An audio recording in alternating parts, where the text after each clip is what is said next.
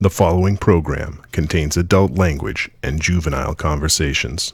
Listener discretion is advised.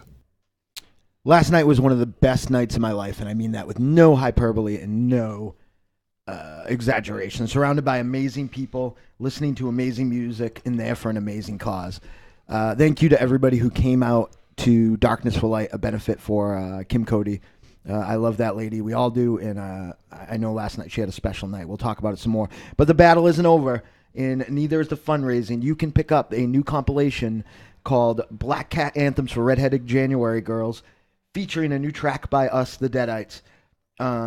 We did Double Damage, the song you guys have been asking for. I won't give you the URL, but if you go to Bandcamp or you just search for Black Cat Anthems for Redheaded January Girls, you will hear about 40 tracks of awesomeness. 35 of that is music, and another bunch is one of our guest hosts today, Goro, and some more is us idiots. So until then, welcome to Trick or Treat Radio.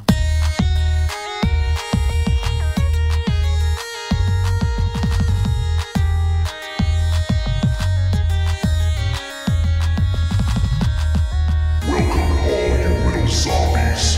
You're listening to Trick or Treat Radio, starring the Deadites.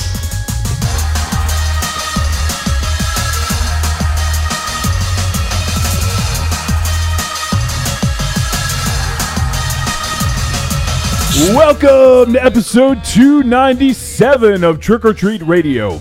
Trick or Treat Radio is a phantasmagorical spin kick straight through the heart of pop culture, navigated by the Deadites. The Deadites are the world's greatest electroshock band. We destroy monsters, we drink booze, we win championship belts, and we also speak with awesome authors, screenwriters, and we're joined by our good buddy from the Talk Without Rhythm podcast, El Goro. What's up, people? Thanks for having me on. Of course, man. It's a pleasure. It's been...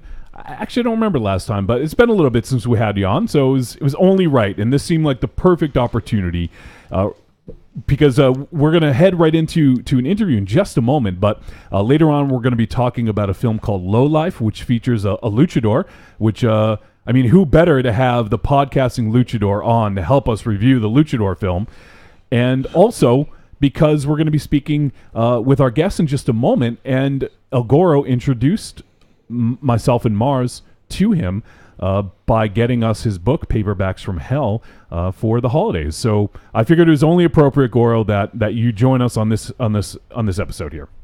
Horror, paperbacks, and luchadors? I don't see how that corresponds with my interest whatsoever. Yeah. Exactly. So now let's go ahead and bring in our guests. We're going to go right into the interview. We're going to talk to our guests, and we are joined now by the author of Paperbacks from Hell, and he's also a screenwriter, a journalist. He's a former film reviewer. He's pretty much done it all. We're joined now by Grady Hendrix. Thank you, and I really, really appreciate that it's author, journalist, screenwriter. That's everything. Like, I like this planet where there's no doctors, and like everyone just lives in their own shit, and when they get an infection, they just die. But all have amazing reviews, and there's always great new books on the stand. I want to live. Well, there you go. I mean, we can change the world. This is our world, so yeah. I like it here. Well, we're very happy to have you join us, Grady, and you're someone. Thanks for having me. Yeah, of course. You're someone that we wanted to speak with for a little bit now, and we actually just discussed the film Mohawk not too long ago. And Mohawk, yeah. Yeah, and we figured it was about time. We've actually had a lot of our listeners actually have told us and recommended Paperbacks from Hell even before myself and Mars had gotten copies of it. So we have a lot of folks out there who I know have been clamoring to hear from you. So it's glad we could make this happen and get you on. A lot of people with misguided people with bad ideas. I think these books scared the shit out of me as a kid. Like, yeah. I didn't read these horror novels when I was like growing up in the 80s because they were too gross looking. They scared me. I think it's only now that they've sort of become respectable. I think you might be right. I actually have to admit I wasn't really too privy to them when I was younger. I read a lot of other books. I was reading more mainstream stuff, I guess. But sure. I know Mars. I think you had. Did you read some of the? Yeah. That's my fault, actually. I was chewing. Sorry. My parents, you know, I've often credited on the show that, you know, their nerdiness is the reason why you're all stuck with me, and that and, probably like a fifth of booze and a cold night, but like they were like avid readers, and there was a great chain of used bookstores in the area called Annie's Book Swap. Mm-hmm. Oh, yeah. And we would just go there all the time. We would we'd do the tour. Like on one Saturday, we'd take a ride to the one in this town, and another Saturday.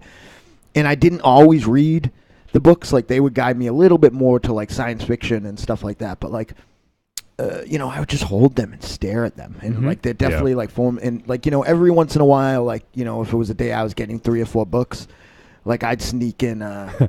Something like I remember I snuck home the I always say it wrong, but the Manitou. The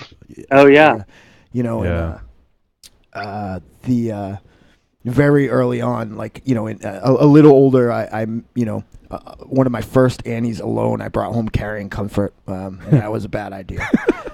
With the very cover that's featured in the book, actually, that's one of my favorite books ever, and I love that cover. Well, it's also those books were the closest thing to toys that there were in a bookstore, because someone had the embossed covers and the die-cut covers and the step-back art and the holograms. Right. You just wanted to hold them and stare at them. Exactly. Yeah. And it was just like what was awesome about it is that what movie posters were for everybody before the internet, for the most part, unless you were at the theater, was like like a thumbnail thing in the paper saying that certain things were playing. So like this was like the equivalent of like, this is how you saw horror like advertised. This is like what referenced, and it's interesting too, and I'm sure we'll talk about this later, and I'm sure it's evocative and informative to your work as a writer on both as an author and a screenwriter, is that you see a lot of this imagery coming in horror now, like the certain typesets and everything like that, so like I think that there's a whole generation of us, which is why I think your book spoke to so many people. Well, thank you. Although I gotta say, if my book ever spoke to someone, I hope they like ran screaming from their house. Kill it with fire. That's a movie right there. Yeah.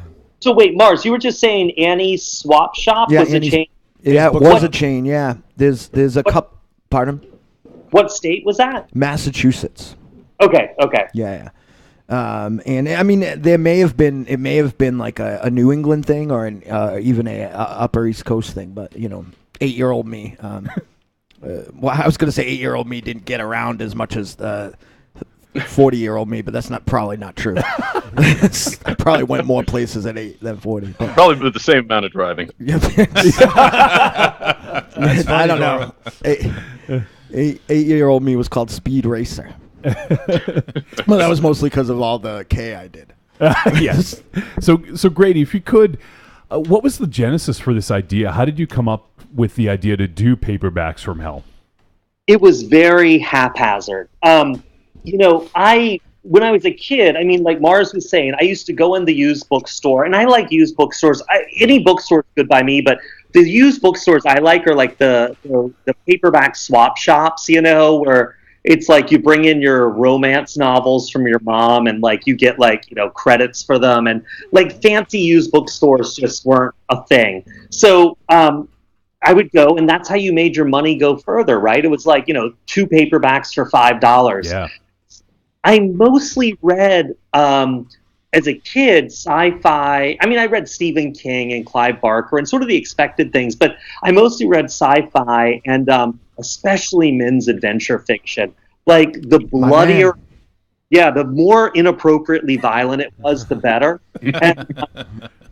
And if it was about the Soviets invading America, I was so there. I was so terrified World War III was going to happen at any moment. Red Dawn, motherfucker. Yeah. And, it's funny. There's this thing in publishing right now where everyone's like really, because notoriously like teenage boys don't read. Like, right, they turn 13 and they start playing Call of Duty and they never look back. Yeah. Right. And part of it is I feel like, the stuff I read as a teenager was like really violent and gory and stuff. Like I don't know if anyone remembers. It was published as mainstream sort of literary fiction, but there was a book. It got made into a TV movie with Tommy Lee Jones called The Park Is Mine. Oh, I love that movie. I know, it's got that great Tangerine Dream soundtrack, but the book is literally a Vietnam vet decides to take over Central Park, and he booby traps it, and it is literally, he just kills cops. For the rest of the book, he just murders police officers. And Oh my God. because he's the only person in the park and he has to protect it at all times. So he's just gobbling up speed and killing cops. And that, literally. And I must have read it like 20 times. Like, I feel like that would get me flagged now. Like, you know, like, so that was what I was reading as a teenager. And then as I started writing and going to use bookstores, I noticed that they had these giant horror sections full of these mass market paperbacks. And I didn't know any of the authors. I knew very few of the titles. I mean, there was always like, you know, 6 shelves taken up by Stephen King, like 2 shelves taken up by Kuntz. There was a shelf of like, you know, John Saul, like Suffer the Children. And the rest of it, like J.N. Williamson, you know, Barry Wood, who are these people? So I started reading the stuff by random, and Tor, the publisher, you know, they have their website, and they were letting me sort of indulgently write about these books as I read them, very Russian roulette style. Like some weeks the books would be so boring, I couldn't imagine writing about them. And then my editor from Quirk called, and he's like, look, I really like these columns on Tor. I don't know if anyone at Quirk would go for this, but do you want to pitch us a book version? But I don't think it's likely. I was like, to me, that was like someone saying, do you want to go to a desert island and have a Coke orgy for 3 months? Like, yes. Sure. And so I pitched them and they accepted it. And then I had this big problem of like, what is this book? Yeah. Like, what am I writing? Like, is it just going to be covers? And so this guy, Will Erickson, who writes this blog, Too Much Horror Fiction, I paid him to be sort of my co-pilot and researcher on this. So, because my wife didn't want to have conversations with me about like killer babies and evil jellyfish and stuff. So Will became sort of my book wife. And I spent hours on the phone being like, well, what is this? Do we go by author? Do we go by, you know, title? Do we go by... And we realized that there was this sort of narrative arc, right? It starts with Rosemary's Baby and The Exorcist and the Other in 67 to 71. And it ends with sort of the early 90s with the publishing industry falling apart and with sort of those post-Silence of the Lambs, really super gory serial killer books that really, you know, killed the horror industry. I mean, I talked to a buyer at Barnes & Noble, the one in Union Square in New York, and they said that in the early 90s, they got so many horror paperbacks in that they no longer shelved them. And what they did is they put a shopping cart at the end of an aisle and just piled all the books up in there. And every like 2 to 3 weeks, they just empty the cart out and pile up new horror paperbacks because there were too many. And they were mostly crummy. It was a weird. Everything ends in squalor and disappointment. So true. And it was funny because that was like, you know, me hitting, you know, high school and like a big reading time for me because I was able to like, you know, kind of branch out on my own a little more. And it was like a strange combination of like writers who had written one book like that in 1985 and then like, you know, jump back on the gravy plane like Michael Slade there all of a sudden became prolific again. Did you call it a gravy plane? Yeah. Well, they ride over. They feel like that just drops gravy. Yeah, it flies. You sure it's not a Grady plane? Yeah, it flies over impoverished countries and drops gravy on them. No, but you were saying Michael Slade. Wasn't that was it Department X or Task Force X? Yeah, and he did the first one was the Headhunter, which yes, you know, like I think if anybody picked that up thinking that they were going to get Hannibal Lecter, they were they were getting like the Skinamax like ultra violent version of like Hannibal Lecter, if I recall. Like those covers were so brutal, man. It was like the gimp mask with the knife cutting through it. Right. That was Cut, the second one. Yeah. Yeah, no, I read them. Well, you know, and it's interesting, too, you're saying that, because, like, a lot of this, so, like, I mean, a lot of that end of the sort of horror era paperback boom, boy, those words just didn't add up. The end of sort of the horror paperback boom era was, a lot of it was serial killers, and that was largely because The Silence of the Lambs had been such a big hit in '88 and then in '91 with the movie. But it was also coming out of the splatterpunk movement. Right. And I remember splatterpunk seemed so important at the time, through the late '80s and early '90s.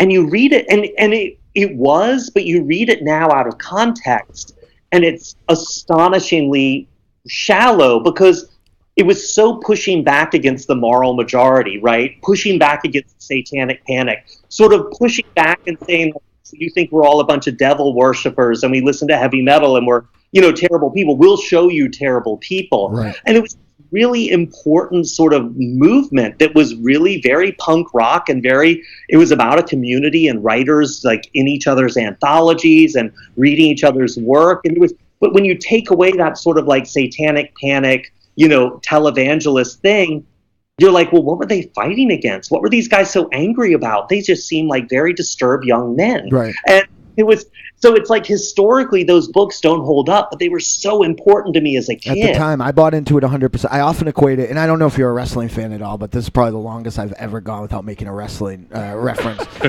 But it reminds me of, I often equate it to like ECW and like the Attitude Era, where at the time, like it was all in, but then you go back and watch that, and you're like, there's not really any wrestling here in this professional wrestling at all. No, but it was such a lifeline, right? You were like, suddenly, like, other people speak this language that I thought I was the only person who spoke. Like, it was a real, like, you'd read those, like, serial killer books, like the Rex Miller stuff and all that, and you're like, yeah, this is life. And then you, like, turn 21 and you're like, maybe not so much. Right. But you wanted to be part of it, too, as somebody who wanted to be a writer. You wanted to, like, hang out with, what Poppy S. Bright, or That's like, yeah. You know what I mean, and like those era of like writers and like be in those anthologies, like and every once in a while something awesome would be like buried in that. There's a great one I remember from around that time called, I think it was called Stalkers, and like that's where I found Rip Him and Jack, and like, you know, like a lot of great stuff, and there's a Joe Lansdale story like buried like in the middle of that and stuff. So. Well, if you look at that first Splatterpunks anthology, I mean, you got Barker in there, you got Lansdale in there, and you got Skip Inspector, who I'm a tremendous fan of. Well, it's interesting. You look at those Living Dead. Do you remember the Living Dead anthologies? Yeah. The first one was very, very sort of like dudes doing splatterpunk, and it was fun at the time. But the second one, they got a lot of really edgy writers and a lot of women in there and stuff. And it's a really great anthology still. I mean, it's amazing. Yeah. Well, heck, in that first Splatterpunk anthology, there's I think a 3-page story. I forget who wrote it, but I believe it was just called Red, which was one of the most emotionally devastating short stories I've ever read. Just out of that, and it's sandwiched right in there. And it's interesting because I'm considerably younger than a lot of the people on this call. Thank you. And thanks for reminding me. There you go. I gotta throw shots when I can. I gotta throw shots. And so I had heard of the splatterpunk movement, but it was divorced from any of sort of that context. It was not a contemporary thing because I was born in 1985. So going back and rereading some of it, it was remarkable to me, at least in some of those stories, how anti, punk rock it was, and just how actually there was a little bit of depth to what was going on to it, but it seemed divorced from the perception, which was this, no holds barred, gore for gore's sake type writing. Yeah. And, it wasn't, like you're saying, I'm not trying to dismiss it all. I mean, there was great stuff. Joe Lansdale, I think, will stand the test of time. Yeah. Jack Ketchum was writing before that movement, and he will, well, I guess not anymore, but he really lasted way beyond it. Poppy Bright, I mean, Poppy Bright was huge. And it's, it's interesting, like his legacy now has sort of really, he's fallen off the map. And it's weird, like, because he was such an important, well, she at the time, but he now was such an important writer for so many people living in the South, especially where I'm from. Like, those books were all set in North Carolina, and it was all about sort of these temporary accidental families you find, and they were very sexy and very bloody, and they were really important. I hate to say it, but yeah. So that stuff, there's so much stuff in there, but then you you read stuff like, I don't know if anyone remembers the Scream, the Skip Inspector book. Yeah, I've read that one. It's not one of their better ones. Yeah, and it's like, wow, the bad guy in this book is a hermaphroditic alien with a vagina that eats people named Mama. Like, perfect. On the next Geraldo. Yeah, exactly. Like, you should have done a little bit of therapy before writing the book. But it's remarkable to me because I went on a huge Skip and Spectre bender, and rightfully so. There's highs and lows in their output. But I mean, you compare the Scream, which I would consider to be one of the lows. It was a fun one, but certainly not one of their best. With The Bridge, which is still just a remarkably unsettling book. I'm excited. Well, it's interesting. They really, like, those guys, for all my issues with them, they went there. They really wanted to make a mark. They wanted to leave an impression. It's true. I mean, even if you look at something that's in retrospect become iconic and sort of like proto splatterpunk, if you look at the Books of Blood, those are in America anyway. Those are 3 volumes of literature, and everybody probably remembers a volume's worth of work in there, and there's a lot of forgettable stuff. So not everybody in any era is hitting home runs. Well, I'm thinking of it. El Goro, the Red, that's not Jack Ketchum's Red, is it? No, this was only a short story, and I may be getting the name wrong. Unfortunately, it's not one of the ones I have in my recording space, or I'd reach over to it, so I'd have to run down to the basement. But no, it was just about a 3-page short story that afterwards it is a gut punch in the truest sense. I am excited now. And if you do go to the basement to look for it, say hi to Coop for me. Fair enough. No, I thought he was locked up in your basement. This is how murders happen. Exactly. This is now evidence. But I do think it's interesting that despite the age difference, that so much of our early experiences is the same. Because to me, when I was a kid, I had that same experience of going to the shelves and the bookstores that Mars had, and just being drawn in by the covers. That, when I was 5 or 6 years old, I had this leaning towards horror, this irresistible pull towards it, yet couldn't really explore it because I had a responsible mother.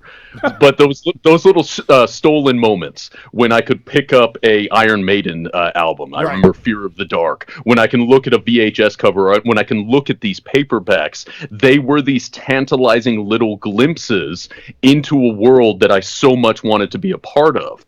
And they really helped lay that foundation that would eventually build up into this full-fledged horror fandom that I'm experiencing now. Which is why I loved the book as much as I did. I mean, I was a dedicated follower of Will's Too Much Horror Fiction blog. Yeah. And then as soon as I saw people post about your book, Grady, I was like, this is perfect. This is it. And I didn't even realize that Will was involved in it. Oh, yeah. No, and it's funny. You were just saying about the age people come to this. Like, how old were people when they read their first Stephen King book? Because I was like, I think 12. Yeah, that's probably about the same for me. That's about right. Yeah. Yeah. Isn't that crazy? Like, people think of King as this like adult writer.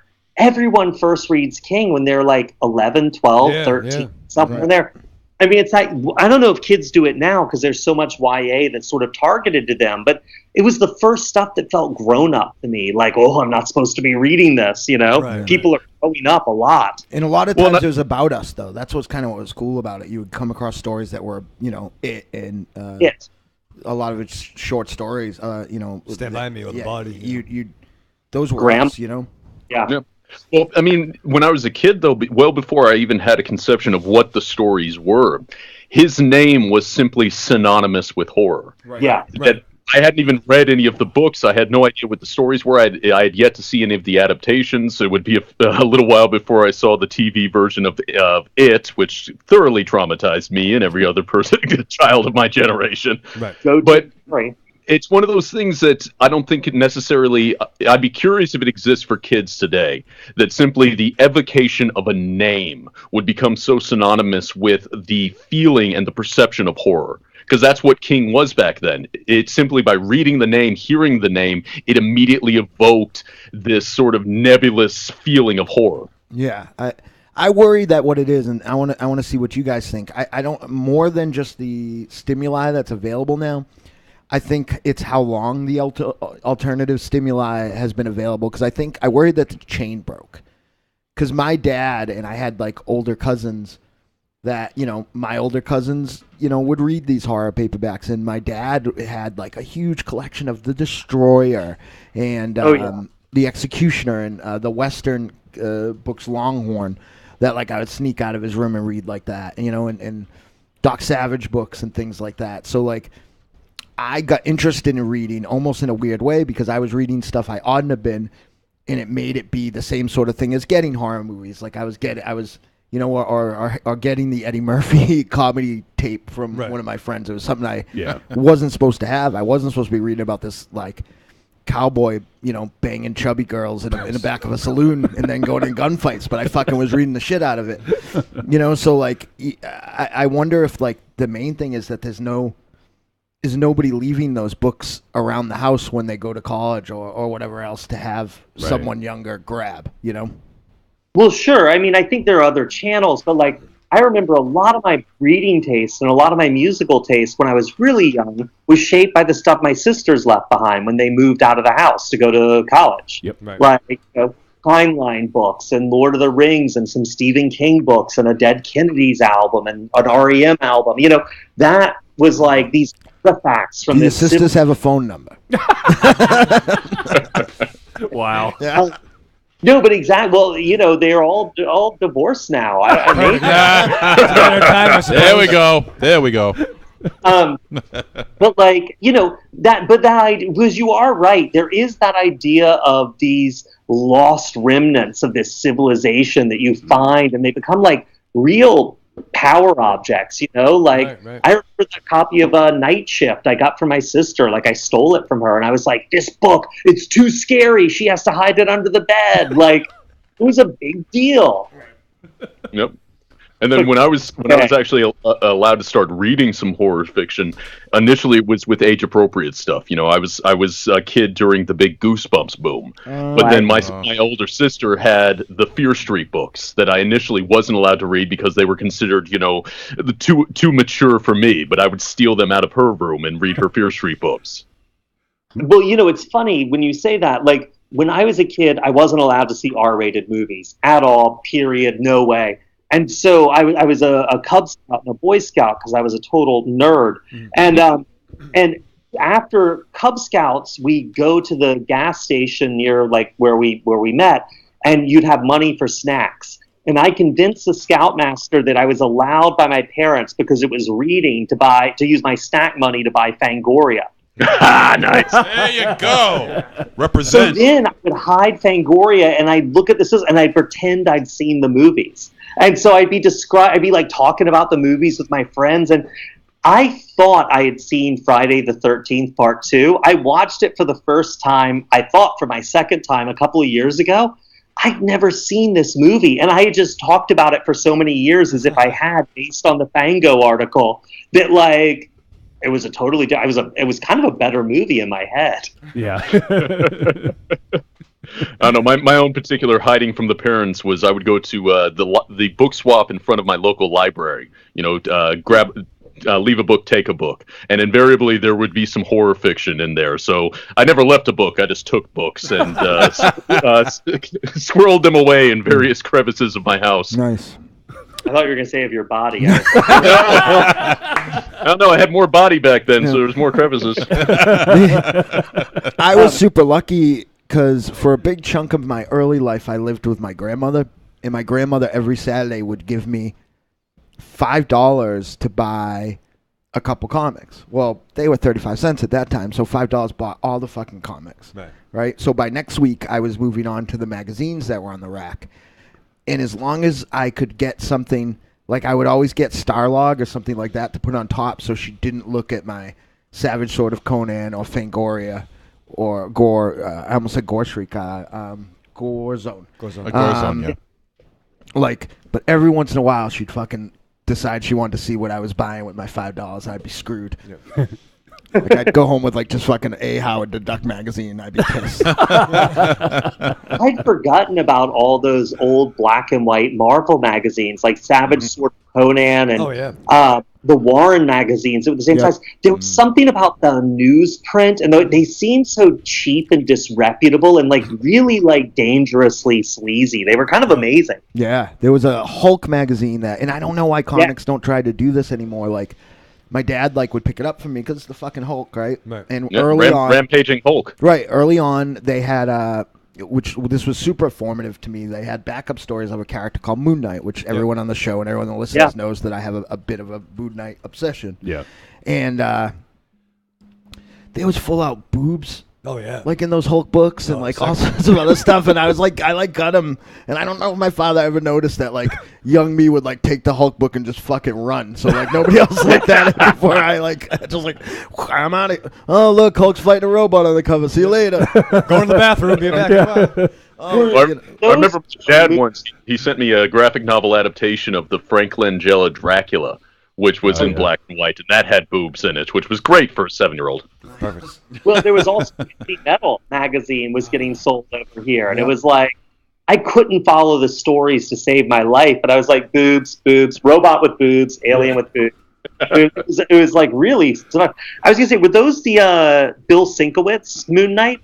I don't remember if he was yet, because he is who jumped on as soon as the book started.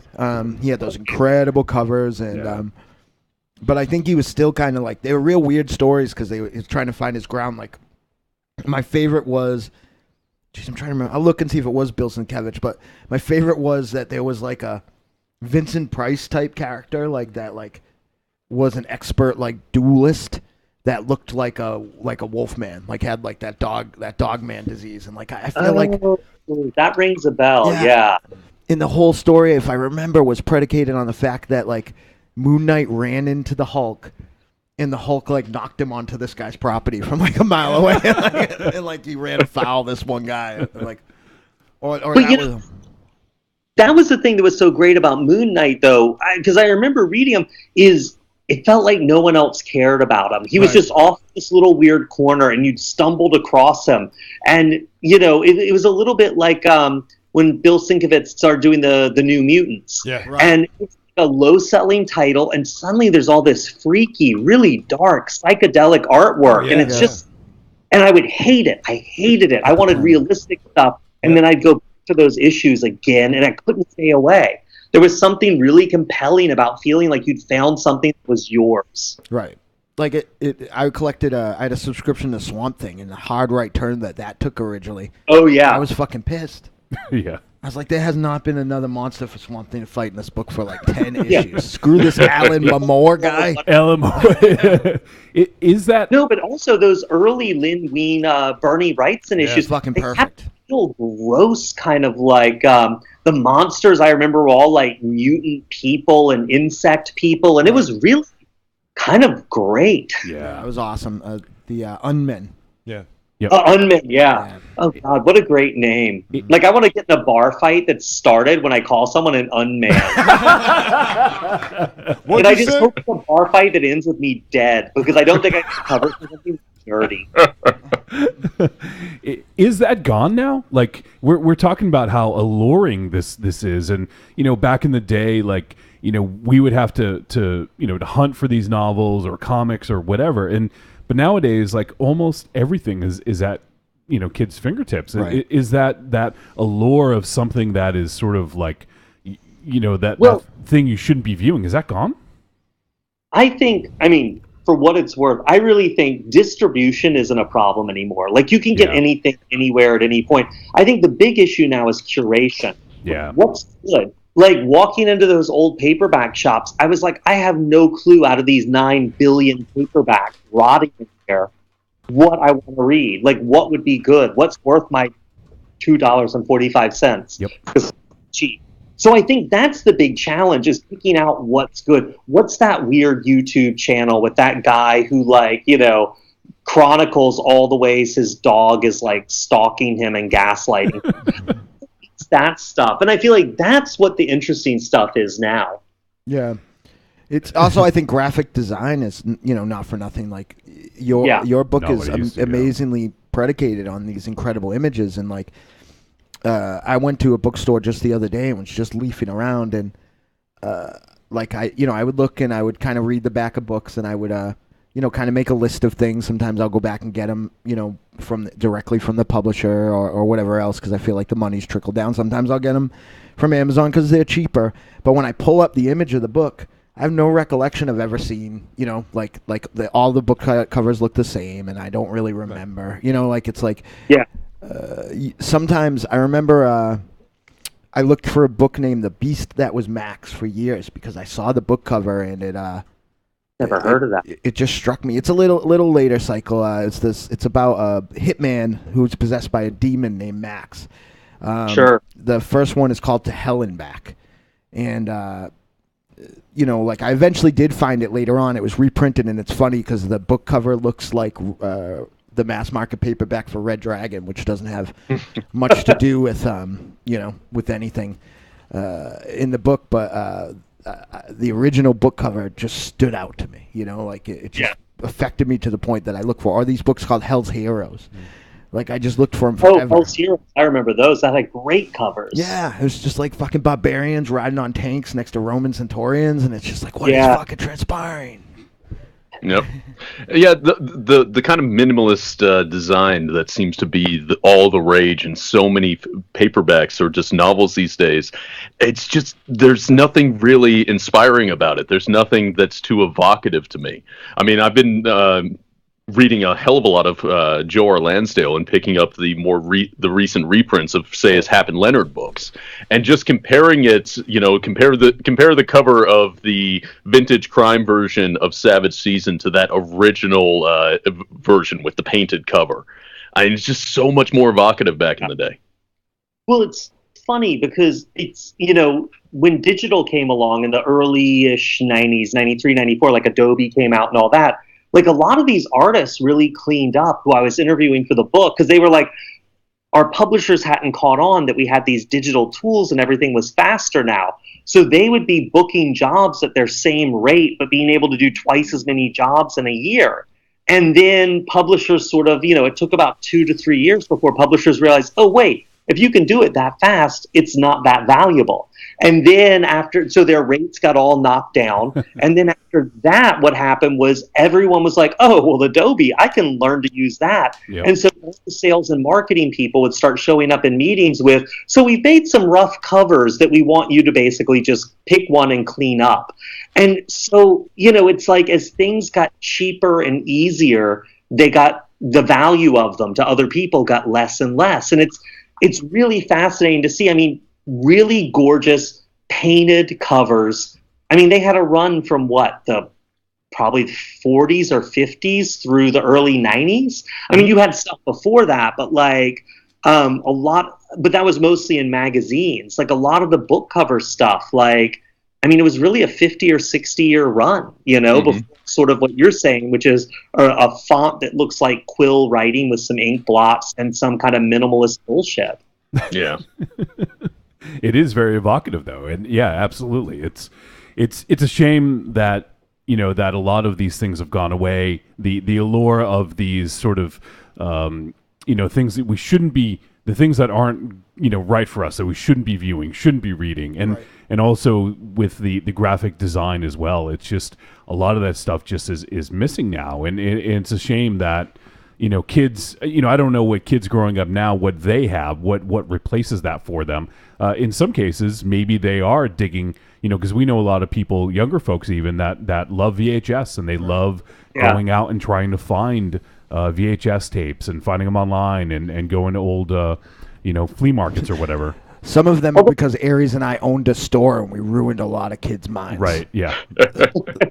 Although I hate to say graphic design is getting worse, because I got to say, I'd rather look at a website now than in 1990. Oh, hell yeah. Yeah. Hell yeah. Yeah. And it's the same thing with poster art. I'm sure the people that are designing those covers would love to do something a little bit more. Just like the people that are designing modern movie posters would love to kind of stretch their artistic talents. That's just not what the publishers want. Yeah. Well, you look at stuff like the Mondo people and everything, it's that. This is so cheesy, but I love going to these people's Instagram accounts where they do like minimalist posters, or they do like Criterion covers for movies that would never be Criterion. I mean, there's a lot of people with like a really good sense of design out there now that I feel like when I was a kid, I just stuck something on something else and then colored it in with highlighter and called it a day. Well, unfortunately, we have to wrap things up with Grady in just a few moments. We didn't even we barely scratched the surface here. Like Yeah, I'm sorry. No, I rambled. No, it was amazing. Like that's what we wanted to do. And when we were talking ahead of time, like to plan this out, I'd rather, as opposed to interrogating you and, how was working on this and what was this like? And, like that's what we want to do, is to have a conversation, because, we were a part of that. And your book speaks to us because, it kind of touched a nerve, so that's what we wanted to discuss is just that culture. And I think it might be interesting for the people who were there to kind of relive it. And for the people who may be younger, who weren't there and didn't experience that, to understand what that was like for us, and just to kind of live vicariously through that. Well, I was gonna say, are any of you guys into metal? Like, oh hell yeah, oh yeah. Coming out in the fall, that's a heavy metal horror novel called We Sold Our Souls. Nice. But email me an address and I'll send you all an advance copy, and we'll do it again. Thank you. Oh, sounds great. Hell yes. Wow. That sounds great. I'm terrified about this novel. So it's like super personal and super dark, and it's all about metal, which like usually gets people to roll their eyes. So I'm terrified. So y'all can read it and tell me how shitty it is, and then no, sold, man. We're into it. Yeah, absolutely. That would be our pleasure, and I know most of us, while metal might not be everyone's go-to genre, for it's probably most of our go-to genre. Like I just went and saw Judas Priest live the other night, so like. Oh no way! How are they still? Amazing. Yeah. It's crazy. Rob Halford, he doesn't move quite as well as he used to, but he hit every single damn note. It was amazing. That's bonkers. Yeah, and he came out with his fucking bike on stage, revving up his motorcycle. How did none of us figure out he was gay? Like, no one saw it coming. I mean, he was just butching out in like leather and chaps on stage every night, and we were like, "Yeah, you're awesome. I want to be you when I grow up." Yeah, he somehow looks better now too, because there was like a period when he first came back to Judas Priest that he looked like the thumbnail starring of every like every MILF granny porn on like Pornhub. It's funny too, because I feel like, and this is just me, I feel like Judas Priest, when I listen to them again now, hold up so much better than Iron Maiden. I know that may be stupid. There's something really, I don't know, I feel like Iron Maiden's pretending to be people in every song. Like, now we're Vikings, now we're ancient pharaohs, now in a time when dinosaurs ruled the earth. Yeah, exactly. There's something so much more direct, and like, I kind of still get a rush out of with Judas Priest. Yeah, I could see that. I think it's more anthemic, if that's, I just think you go back and they have some of these anthems that everyone knows, and I love both bands. Obviously, I love Maiden, and Mars and I went to go see Maiden a couple years ago, and awesome. Bruce Dickinson was a beast. Yeah, he didn't stop moving at all. Not one time. Literally moved the entire set and never missed a note. Yeah. So, but I get what you're saying, where it's sort of more transformative, where you're kind of, they're telling stories, where Judas Priest is just kind of like, this is what we fucking stand for, and this is what we want. And I guess that's a really good way of summing it up. And it's like, and for me, like, people like Sabbath or Manowar, they're so much sloppier than Iron Maiden is. Like, I kind of love that. Like, Iron Maiden's almost too good in a way. Right. Yes. Yeah. I definitely see that. Yeah. I don't know. I like stakes. I like seeing the sweat and the scenes. Yeah. I mean, I agree with you 100%. And one thing I can't stand is bands that pretend to be other people or stuff like that. Well, it's good to talk to you today. And, back the curtain a bit. Yeah. Well, yeah, we'll definitely have to do this again, Grady. So we look forward to checking out the book, and we'll figure out a time that's advantageous for everyone involved, and we'll definitely we'll bring Goro back too, because he's a big fan of metal as well. Man. So hell yeah, I spent this couple hours this morning watching old YouTube clips of D. Snyder's Heavy Metal Mania from like '85. Oh yeah. Nice. Oh, dude. That's how I spent my morning. Did you see the Twisted Sister documentary? So I good. did, and I'm praying they make another one. I was like, okay, it's 2.5 hours and my it ends and they sign their first contract. Right. I was like, I'll watch 20 minutes of this. It was amazing. Right. Cannot turn it off. It's so compelling. That comes. And I have to send out a special thank you to you, Grady, because if it weren't for Paperbacks from Hell, I would not own my own copy of John Christopher's The Little People. Oh my God, the paperback copy with that amazing cover. I got that one. I think I got the last used copy off of Amazon because immediately after that, predictably, the price for it jumped through the roof. But I was able to like $5. I really hate these price gouging things. I want people to read these books. Like, I think $41 for an old paperback is dumb.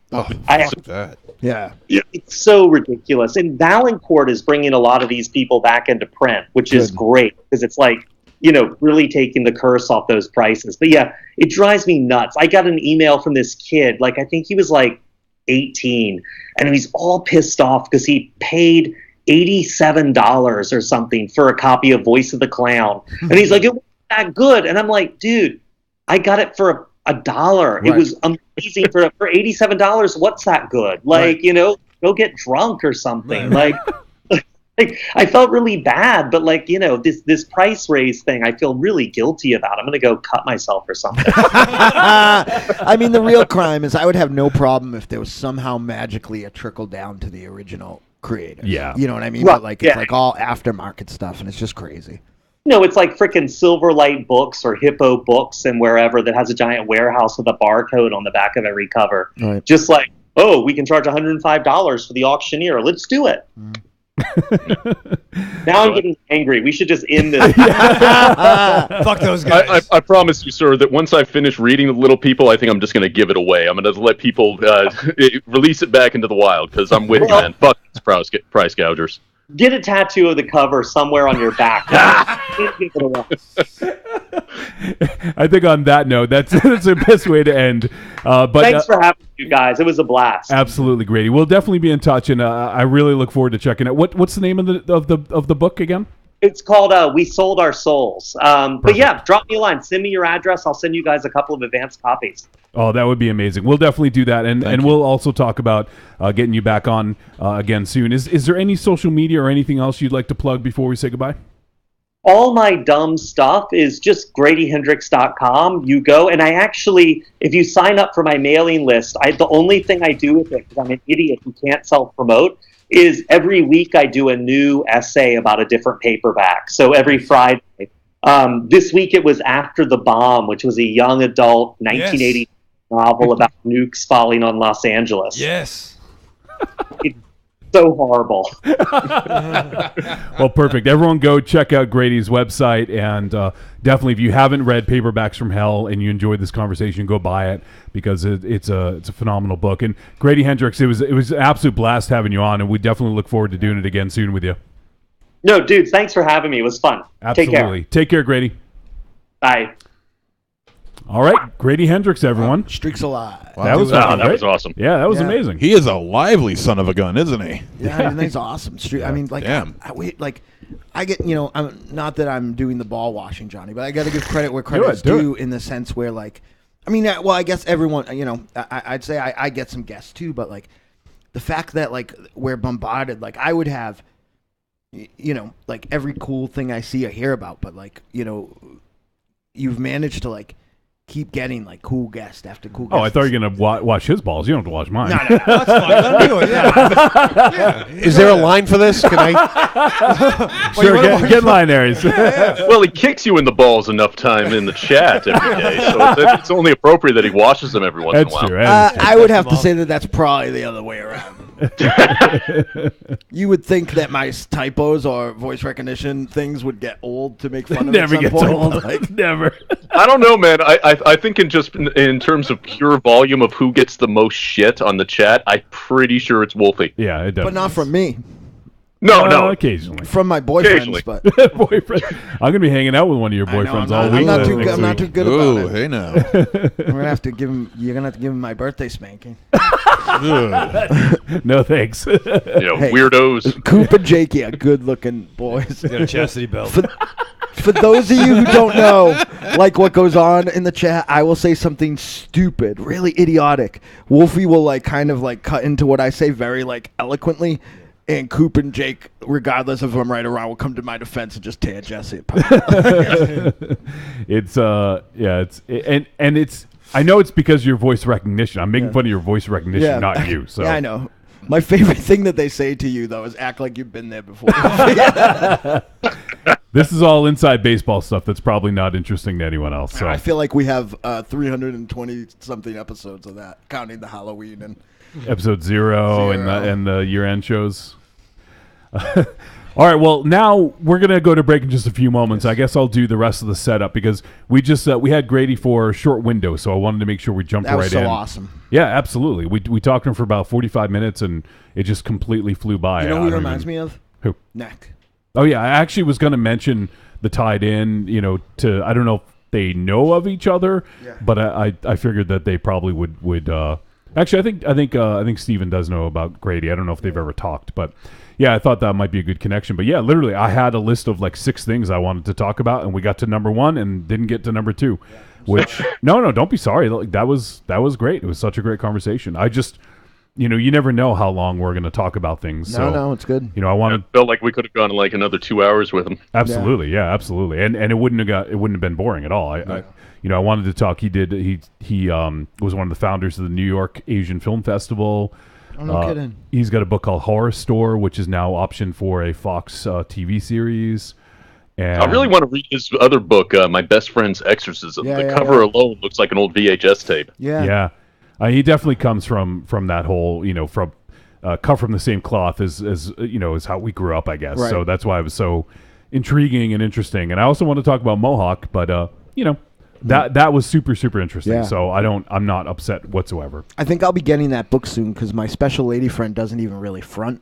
She's just write down exactly what you want and we can get it, and that's what you're going to get for your birthday. Which one? My Best Friend's Exorcism? Yeah, so that was something that, because it was popping up when I was salivating over Paperbacks from Hell every single day, just staring at it on Amazon longingly. Until Goro got it for you. He knew. All right. I don't know if we should break kayfabe or not. Maybe we'll talk about it off air. All right. What? Huh? What? What are you doing? What? If you're not sure, don't do it. No, I'm very sure. I just. Oh, Jesus Christ, let's go to break. Strap on. So awkward. The problem is that We're gonna go. The problem is Wolfie is so sure of something that I'm starting to think maybe I'm wrong about something that I thought happened a certain way. Yeah, you're probably wrong. Yeah, I thought it was Stephanie who got you the book. No, no, I got you that. You got me the cowboy book. Yeah, I got you the weird Western horror book. Right. Yeah. No. Okay. I just knew you got it from Cleveland, outside Cleveland. Yeah, that's a good point. I see where you're coming. Yeah. I just. I'm sorry if I attribute it to the wrong person. No, it's totally fine. I was just more confused about my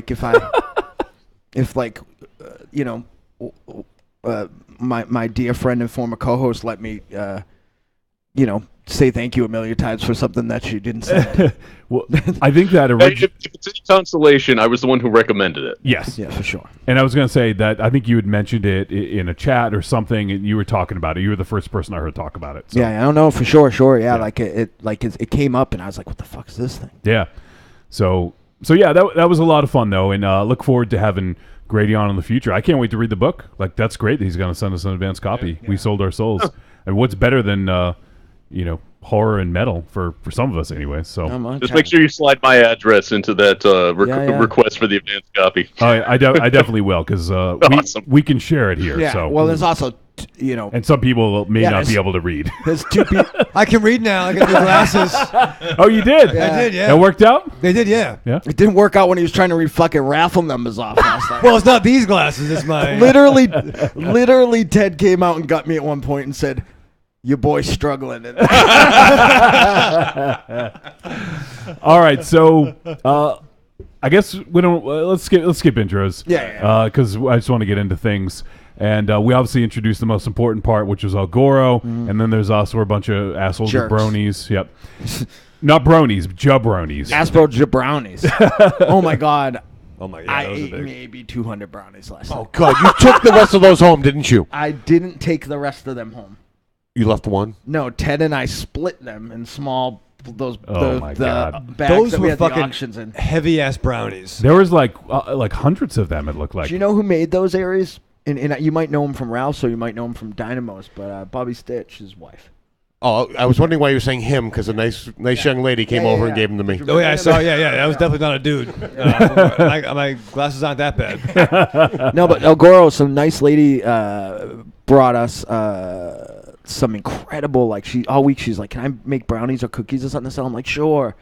And then these things showed up. They were like the size of a paperback. Yeah, Good Lord. Like, ridiculous. yeah. And They were still warm. Yeah, they were still warm. Is it still warm? It's still warm.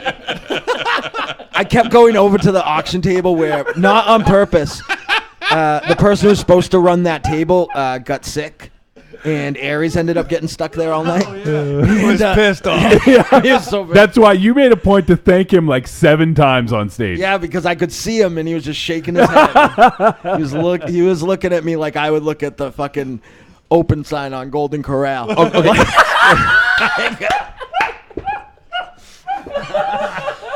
Two reasons why I was pissed that I was stuck there. One, the bar was on the other side of the club, No fair. and no one was like, hey, can I get you a drink? No, everyone was just like, oh, hey, how's That's it just going? a And failure gone. of friendship right there. Oh, yeah. Yeah. No, not a single person. Can I get you a drink?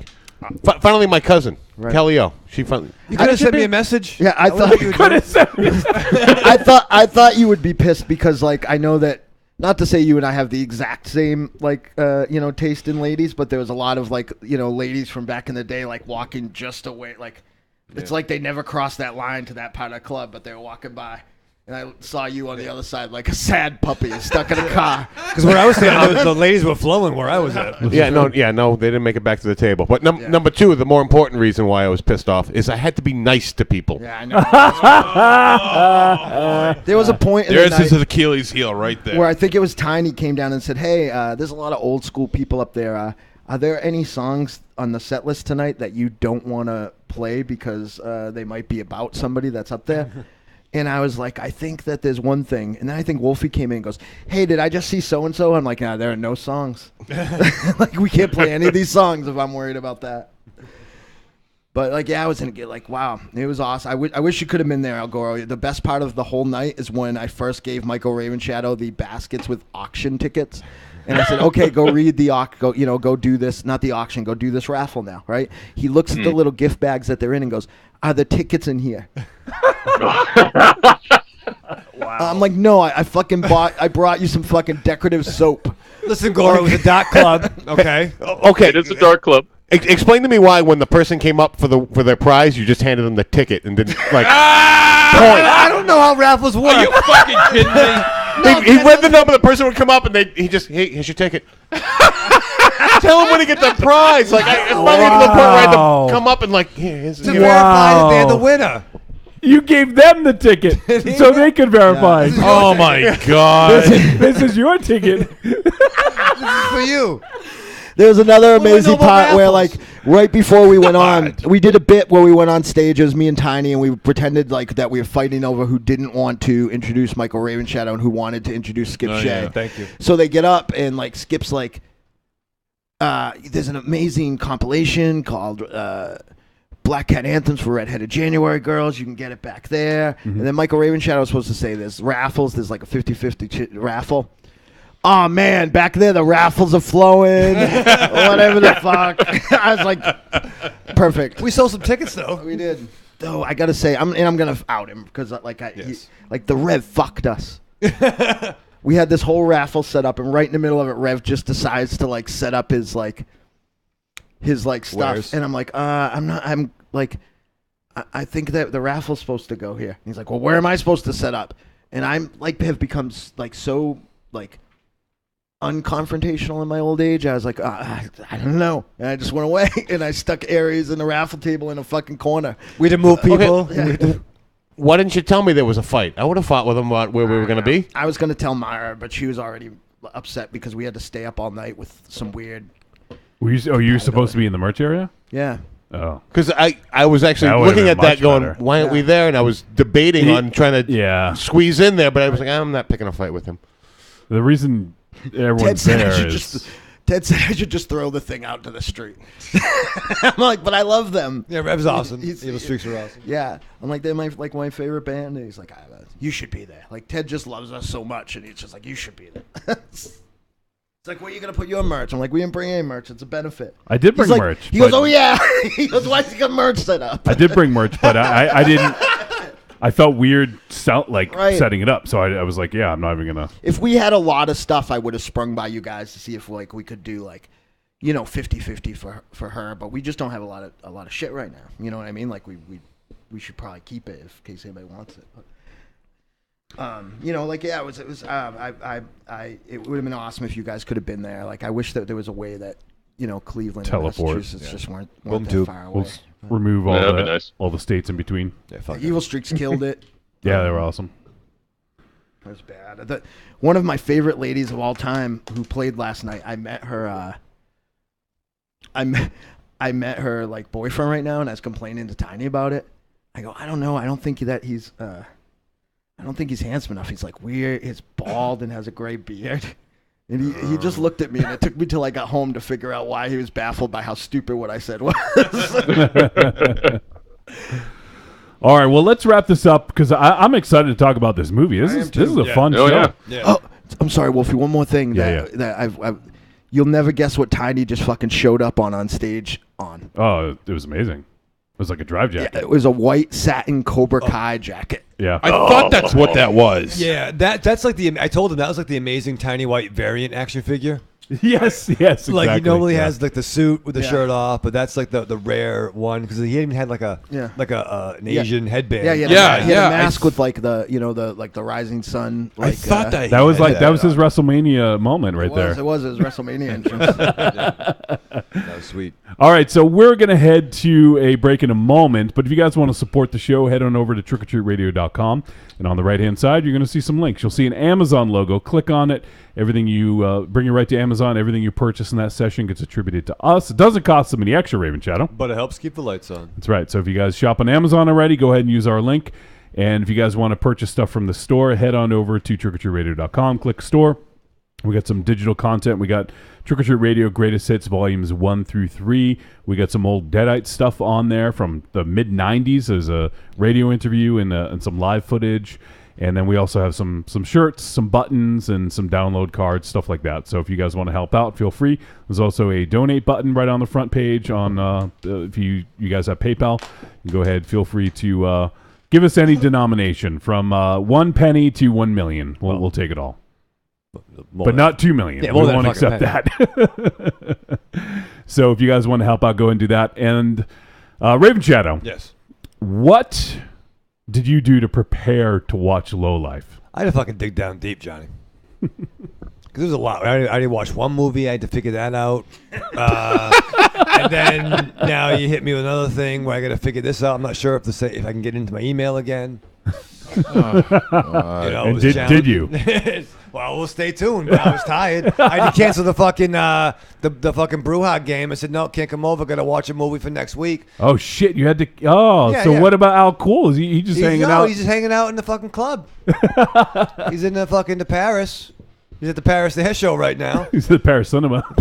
So I had to watch the movie again early. Yeah. For that, said no, can't come over tonight. Got to watch a movie. Yep. Goro's coming on. He's mad. He's not mad. The review hasn't happened yet. Really mad. Then I strapped on. You did? Finally? I just said I did. All right, cool. Wait, did I fucking stutter? Do you love a scary story? Do you love to dance? The Big Scary Monster Haunts at Midnight is a collection of dark songs about sex, love, death, revenge, and the end of the world. Brought to you by the world's greatest monster hunting electroshock band, The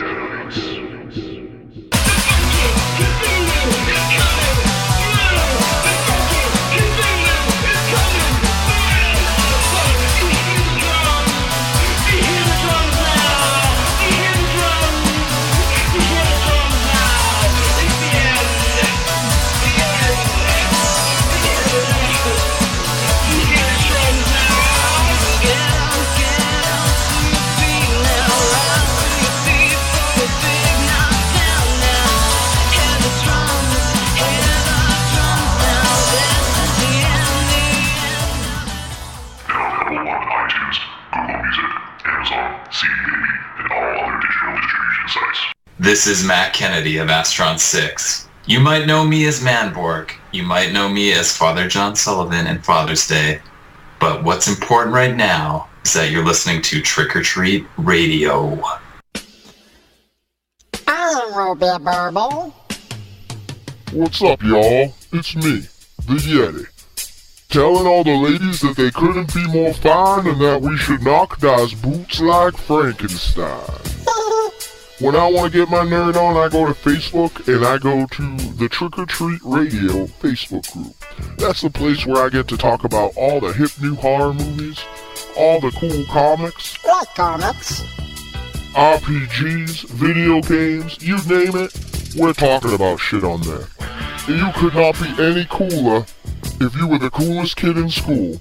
Be the first kid on your block to swing their cock over at the Trick or Treat Radio Facebook group. Just go to Facebook, search for Trick or Treat Radio, ask to join, and it's like Nerd Nirvana, baby, without the shotgun blast. This is the Yeti, signing out. See you at the Trick or Treat Radio Facebook group. Follow us on Twitter at The Deadites, thedeadites.com, and trickortreatradio.com.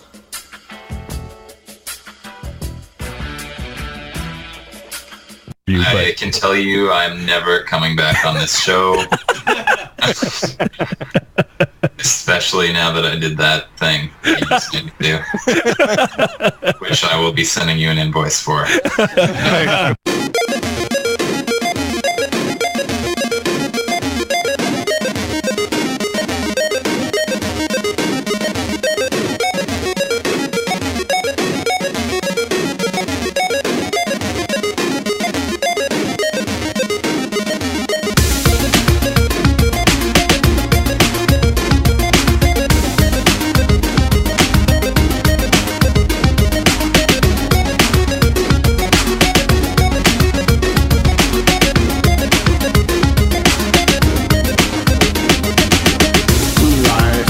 All right, we're back on Trick or Treat Radio, episode 297. Woo! Man, that's crazy. Getting close. Getting there. Yeah. I don't know what's going to happen. I have an idea for what I want to do for 300, but it's a crazy idea that I don't know could actually happen, but I'm going to try to work my magic, all right? Yeah. Fair enough. So we'll see. One person I'm pretty sure we could get, but I'm trying to see if there's a second that would be a very probably difficult get. Right. So we're wearing our sunglasses, by the way, because it's daytime. It's daytime. We never do this during the day. I didn't get the memo. I could have gotten my sunglasses. Oh, I'm sorry, Goro. El Goro, have you heard this recording of Double Damage yet that we did? Wait, what? I didn't hear you. Well, he can't hear it now. Oh, no. But I mean, have you heard the new recording of Double Damage? No, I haven't listened to it yet. I'm excited to hear what you think. I'm a little... Right on. My vocals were supposed to sound like a robot, like in a Kavinsky song. But Tiny decided to use the one that I almost did it, like my fake Ian Curtis one that I almost did as like a lock. Did you do it from Ian Curtis's locker? No. That's a deep cut, huh? No, I was blown away by Double Damage.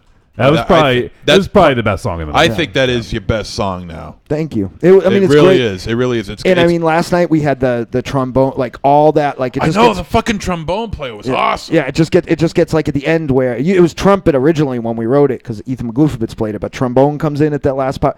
So Oracle sings that outro, and then the trombone starts, and Myra sings the outro with her. And Donna Matrix comes in doing the chorus again. It's just very powerful, and like when it falls together, like I mean, it's just all them. Like it's just me. That was just fucking tight. Any Jamoke so can take, like super talented people and just essentially say do your thing, and they can do it. It doesn't have anything to do with me, but like I am. It's very good. It's Tiny did a real good job. And it was incredible seeing Oracle again up there on stage. I got emotional. Lost a step. I held it together until we did the chorus of Aquaphobic together. Like, and that was just something that we always just had so much fun doing, and I got a little emotional. She didn't. Not only did she not miss a step, I feel like she like. It was very similar when Donna Matrix left and studied under the Scott Retrudy tree, and came back. Like she's been her husband is one of the fucking greatest vocalists, certainly locally, and one of my, as I've been digging deeper into this stuff, one of my favorite metal vocalists right now. And they were in a band together for a while, and she's really just been, living with this guy who's a great producer and a great singer. And I think she came with more tricks than she left, which is my point. And and again, all those girls are timeless. They, like Myra and Donna Matrix and Oracle all look exactly the same as when I met them, like, in some cases 20, 25 years ago. So it's just outrageous. They don't. They look better. You're 100% true. Like, what was the weird thing that Donna Matrix was walking up to everybody and making her boobs move last night? Did anyone else see that? I saw that. Ray Charles saw that. Matt Murdock was like, yo. They were dancing to the music, Matt Murdock. All right, we'll leave a little bit of time at the end. I want to get to the film here. So, I keep forgetting about a movie. We are going to be talking about a film called Lowlife, and this film we were able to get a chance to sneak a little bit early. IFC Midnight was kind enough to allow us to view screener, and the film will get released.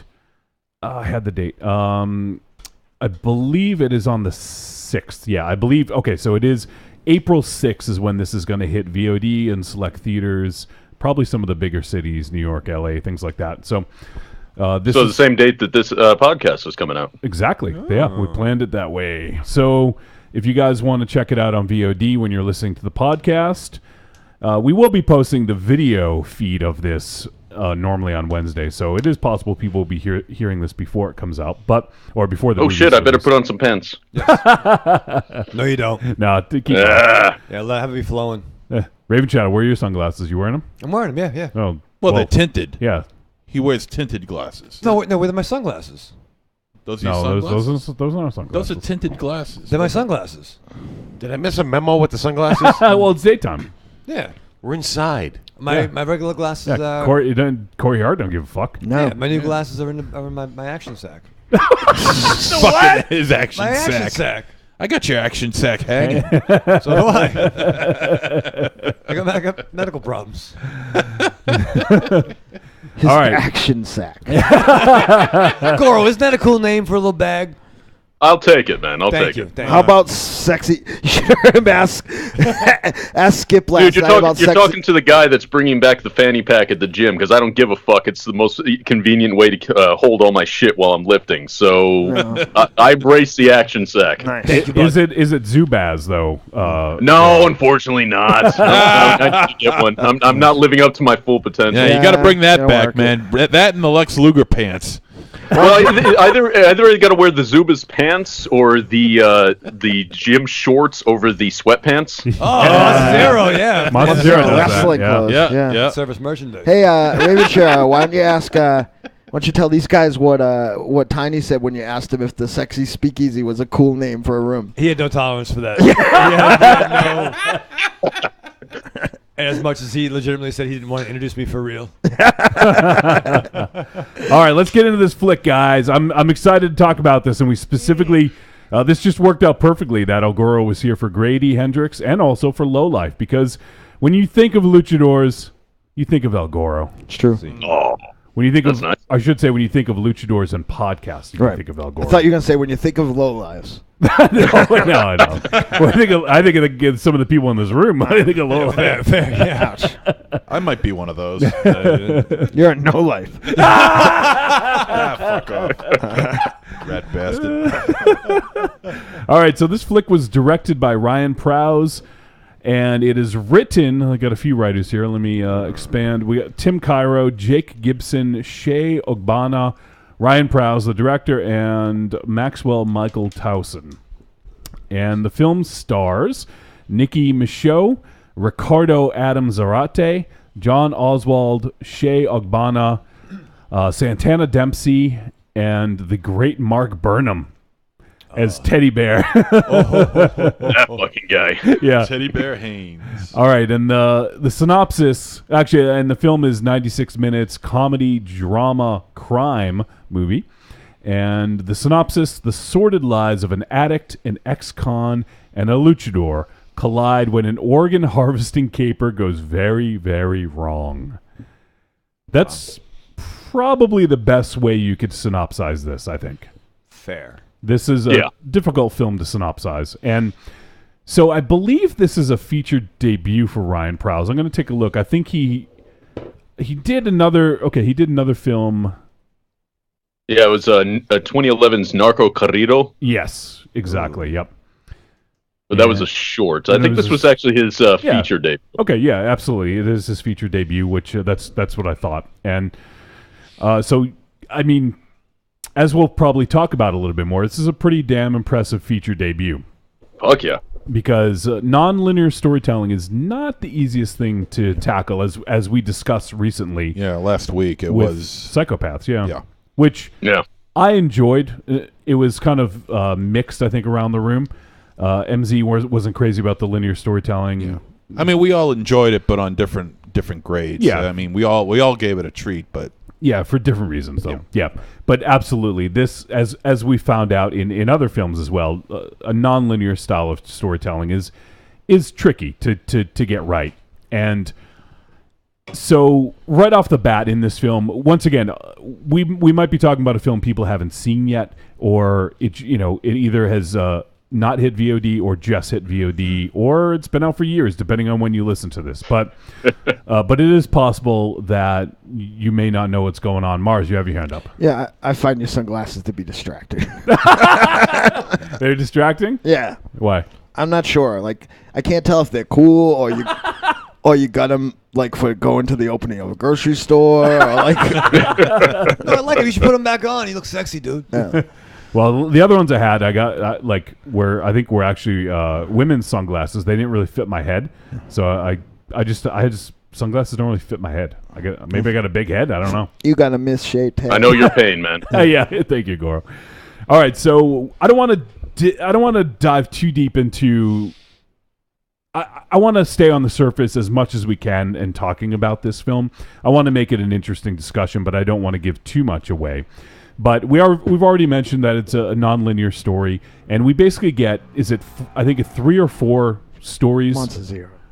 Yeah, and sorry, those are the fajitas I had for lunch today. Yeah, there were three unique narratives, and then the 4th is all of them coming together. Yes, exactly. So we first we get to meet El Monstro, who is a luchador who, as we find out, it's there's a legacy of El Monstro throughout his family. We hear about that a lot. Yeah, and he's El legado es todo. And he is kind of the runt, if you will. He's doesn't quite live up to the legacy that has preceded him, it sounds like. Yeah. And now he's just doing these sort of like it's kind of like a hired hand doing these He's muscle for hired muscle criminal type. Yeah. Exactly. While still maintaining that his legacy is the most important thing and that kind of stuff. Yeah. So it's sort of an interesting thing. I mean, it's not typically when you get a luchador, it's not a character in an ensemble. It's about that character. Like, right. Well, I should say, I mean, a lot of the El Santo movies, as El Goro can tell us more about because he's seen them all and reviewed them all, is Santo isn't always the star of the movie, but he's the most important character. And I guess in this case that might be true as well. Mm-hmm. Well, yeah, and what initially struck me when I first became aware of this movie is there was a little bit of apprehension, if only just so far, that at least the way that the film was initially marketed and how we've seen a lot of luchador iconography pop up in an American context. It's pretty much just as an aesthetic. It's nothing that's with completely divorced from any sort of cultural context and the position that luchadors have within Mexican society, that deeper resonant meaning. And so going into this, I was wondering, what is the significance of him being a luchador? Was it actually going to be a thing, or was it simply going to be just a quirky little visual thing that they were throwing into there? And to the film's credit and to my absolute delight, they embraced the luchador aesthetic and the luchador mythology in a big, bad way. Absolutely. And they embraced it early on. When we get our introduction to El Monstro, it's just a static camera shot slowly panning in on him. as it's explaining the legacy of his forefathers and explaining his own background in this heightened sort of way, almost making it seem like he's engaging with the mythology of his legacy. And God, the payoff of it is so goddamn good. Yeah, it really is, and that's one of the things. Like, you know, it's certainly not. I wouldn't call it an anthology because it's all, you know, one narrative. It's just done in, you know, in these vignettes where you meet these different characters. But all the way through, it seemed like El Monstro's story was sort of like central to what was going on. You know, all these characters do tie in together. So it's certainly not that we get one story and then we get another and then we get another. They're all married together in this story. And, you know, I love that even though you sort of go off and meet these other characters and get to hear a little bit about their story, you're never too far away from the main through line of what's going on. And I thought that was really well done, because in a movie like, let's say, you know, the comparison is gonna come up because I've seen on the poster it says, like, you know, something about Pulp Fiction. It's a ridiculous. So here it is. Here's the quote. It's a ridiculously entertaining, worthy successor to Pulp Fiction. See, now I don't get that at all. I don't see any of that. I see it more to what came after that. If the flicks that stood out for me would be, and I'm not saying that they're great, but I enjoyed them, like 2 Days in the Valley or even like Go. It's what came after Pulp Fiction. I don't see Tarantino in this. That's fine. I think the thing is the nonlinear style of storytelling. That's and in the world that we exist in, anytime anybody's going to be engaging with nonlinear storytelling, particularly in this sort of grounded, gritty crime narrative, Tarantino is invariably going to be brought up because he sort of set the tone for these kinds of films, or at least was the most famous and arguably practitioner of this particular form of storytelling. Yeah, fair. So I think, you know, but the thing I loved about this is that even in Pulp Fiction, you feel like you're almost on a different track. You know, like when you get another sort of vignette or it moves away from the story you were just watching, it seems like you're in a different corner of the world almost. Well, I think what it is that at the time when Pulp Fiction was released, non-linear storytelling or filmmaking was not all that common. Ever since Pulp Fiction, you've seen more and more non-linear. So I think it was just the fact that audiences were just not accustomed to it now. Could be. And I think now, you know, 24 years later, you know, not only have people have become accustomed to it, but they've also made it better and made it their own, and tried to perfect it a little bit more. Let me speak on this in public. Before Tarantino, when films, you know, the Scorsese stuff and stuff like that, you know, at the time that was kind of looked at as like humanizing criminals, but they were still treated in a very glossy Hollywood royalty sort of way. Tarantino, while, you know, it was that kind of hyper realistic dialogue and like his very like cartoonish like sensibilities, Tarantino made the criminals people, and he also made the film about the criminals. There were no redeeming people in Pulp Fiction, right? All the way up and down. Maybe some subsidiary characters. That's an important point. Yeah, where I think that this is very similar to Pulp Fiction is that at face value, there are characters who would be in another film heroic or victims, but they are very flawed at best. I mean, one of the most sympathetic characters is, you know, involved is doing a backdoor organ you know what I mean? Like. Well, hell, one of the most sympathetic characters in this is a white rapper with a swastika tattoo. Right. I want to talk about that fucking dude. So, like, you know what? And after I finished watching this movie, I was talking to Stephanie about it, and it was just like, and she was asking, you know, what I thought of it, and it's like, I never thought a movie with a guy that one of the most likable characters in the movie could be a dude with a swastika tattooed on his face. Yeah, and it's not just a swastika tattoo like a Charles Manson thing in between his eyes.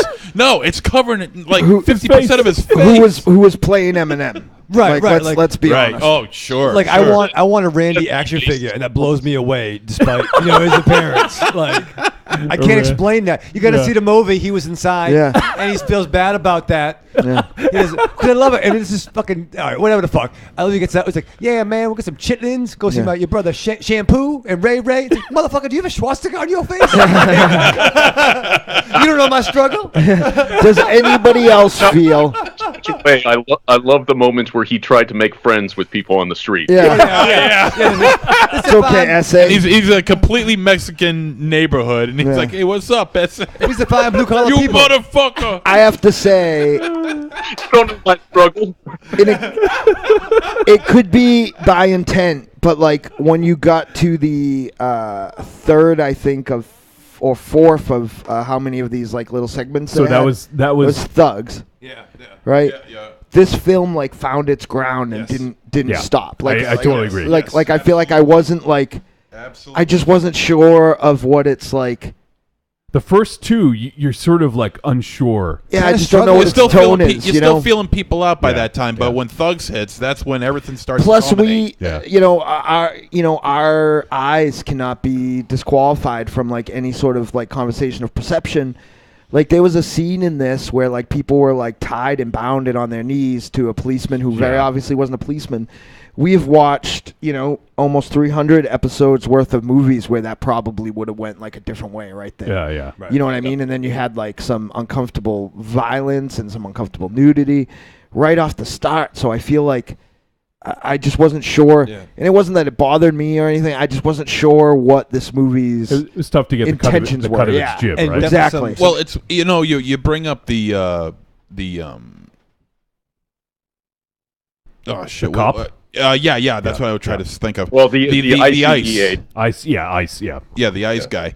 And I saw that whole situation and the situation with the sex trafficking as a part of what's going on in our country. Sure. I mean, now, it was clearly trying to make a political point. Yeah. And actually, I pushed back on the people that said that he wasn't a legitimate officer. I thought he was. I thought so too. I thought so too. Just like in the finale when we see backup come in, and again, it just speaks to the how corrupt this world is, where there are no good people. Even the legitimate federal authorities are working for a organ harvester, just like Officer Zed in Pulp Fiction. Not in Police Academy. Yeah. But I thought you were going.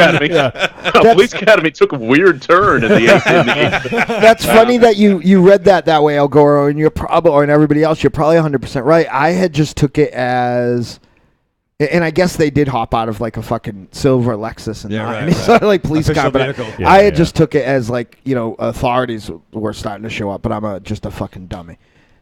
I was still laughing at what I thought was maybe not only one of the, like I woke up at KMC today. I was still laughing at, I don't know that I have laughed so hard at a movie thing like since maybe I saw like Bad Taste or something. Yeah. But I'm sitting there enjoying this movie, but that, just how fucking, I can't even explain, giggling. The legacy is everything. The legacy is everything. Had me fucking howling. Like I was legit slapping my knee. Like I was like dying. Because it was just so not, it was almost like, not like, it was one of those things like where, when someone's telling a joke and like goes and like, what's the most ridiculous thing that a character can do that's not what you think he's gonna do? But it's still well written. It makes sense, like I was literally slapping my knee. Like we're all over the place because there's a lot of memorable stuff in this. Yeah. And one thing before we advance too far, I want to talk about the shrine to El Monstro's shrine to his father. Which is in shed, like a little fucking shed. In some aluminum shed. Yeah. And he's got a little action figure. Yeah. I just fucking loved it. I love it's like it's like the writers took these absurd ideas and made them completely realistic. Right. Right. And I believe like there's some great world building in this because everything made complete sense to me. Yes. Like you have a dude with a fucking swastika tattooed on his face. You have a luchador. you have a drug addict, pregnant woman, right? And like all these ridiculous characters, but they all make sense in this movie. And this movie does a fantastic job of just building this world around it. And you got Teddy. But Teddy Bear. Who owns a fucking fish Did anybody taco. else think that guy would not been out of place in something like the Greasy Strangler? No, he reminded me of that 100%. Yeah, absolutely. Yeah, I mean, and oh my God, this movie on top of everything else is just so fucking exciting. You can't wait to see what's going to happen next. I agree. Yeah. My eyes were fucking glued to the screen. There is one complaint I have, and I might as well get it out of the way. Yep. And it was mostly in the luchador part, and I understand that it is the mark of a good writer when he can make a artistic flourish or a story point to basically probably hide like a budgetary thing. The rage. Yeah, but like by the third time the rage came and there was just somebody's limb left behind, like it's just me, and I, the people that I am more of a plagiarist of, but like I would have enjoyed. I think I would have liked this movie even more if it was the type of movie that showed the rampage. You know what I mean? Well, it did pay off. Yeah, and I think the point that they were doing with it is so they could give you the full-on in the finale. Yeah. Now, the only thing that they possibly could have done is kind of amped up the insanity of that finale. Right. And that may have been a budgetary thing, because we do get to see El Monstro, as he says, if I'm going to die, I'm going to die as a luchador. Yeah. He strips down. I marked out and for that. I do think it's funny that he's referred to as the runt of the El Monstro legacy, but he arguably had a better build than the majority of the luchadors during that classic period. Yeah, the guy's fucking cut. Yeah, agreed. Yeah, and there's one character that go ahead. Okay, but I was just going to say, I could see why they didn't show what he was capable of. They only showed the aftermath of it in order to kind of give us that finale. Yeah. Right. Yes. I agree, and I think that paid off really well. And you could tell. I thought that it probably was budgetary, but I also just enjoyed that because you're thinking, what did he do to these people? And and he talks about how he sort of beats people up and fucking mangles them, and so and getting a payoff for that, I think was really really awesome. Yeah. And there is one sympathetic character here, and that was Crystal's husband. Yeah. The guy who needed a new kidney. Who was doing the very Michael Raven Shadow moves. Raven Shadow. Two bottles of Are you kidding? No. No. Yeah, when I had a feeling someone was going to say Raven Shadow. I'm thinking Aries. He's got 2 bottles of whiskey duct taped to his hands while he's drinking them. Those were handles of whiskey. Yeah. He was playing Edward Forty Hands. Look at him. A handle of Jim Beam. Yeah. I know that this is a different show, but that Jim Beam tape to him, it might be the most GGTMC thing that I've ever seen in my whole entire life. To go through the trouble of duct taping bottles to my hands, that's just wasted drinking time. But nobody gets the joke. How did he tape both those bottles to his hands? Right. Well, we can figure out he got one of them on there, but someone had to come help him put bottles on his hands. No, you grasp the duct tape in your teeth and you wrap it around the bottle. Yeah, a.k.a. Ash from Evil Dead 2. Spoken like a true abductor. Then you have the chloroform. Yeah. And then the aftermath when she came back to see him. Oh yeah, I was like, holy shit, what the fuck happened to Dan? Yeah. God damn, This film also has some remarkably good gore effects. Yeah. Oh, yeah, absolutely. Yeah. Sparse, but very good. Yeah. Oh yeah. And it's one of the things that I truly admire about this film is we were talking about how funny it is, we were talking about how exciting it is, and it is all of those things, but this is also a remarkably dark film. Oh yeah. This film has some moments where you're just like, gah. And the fact that it is able to so deftly handle those tonal shifts without it making it feel like these are disparate vignettes in an otherwise unconnected narrative, to make it all feel like it flows together organically, it is a remarkable. It takes a remarkable bit of craftsmanship on behalf of the filmmakers to pull that off, and they certainly did. Yeah, absolutely. I totally agree with that. there's one quote. It was when we first meet. Was it Randy? Is that his name? The one with the swastika? Yeah. When we first meet him, he's like, I ain't no fucking racist. Oh shit, you got a kid? Like, I just love how nonchalant, like, Yeah. Well, and he did that so seriously too. Yeah, He did it like it was nothing, man. And it was that scene in particular that made me think that the filmmakers acknowledged, anticipated it, and just said "fuck it" with the comparisons to Quentin Tarantino. Yeah, because just the fact of those two characters involved in a conversation while driving. I mean, that right out of Pulp Fiction. Yeah. Just the tone of it, the flow of the conversation, even the cross editing. This is what it felt like. Pulp Fiction. But someone got put in a trunk. Someone got put. No, they put first. They had to put the baby seat in the trunk. But I mean, in spite of Randy and his inner city ghetto ramblings, and the way he learns Spanish. Is that the show title? I think Randy definitely had a snake by the balls. The dialogue in this movie was far more natural than in Pulp Fiction.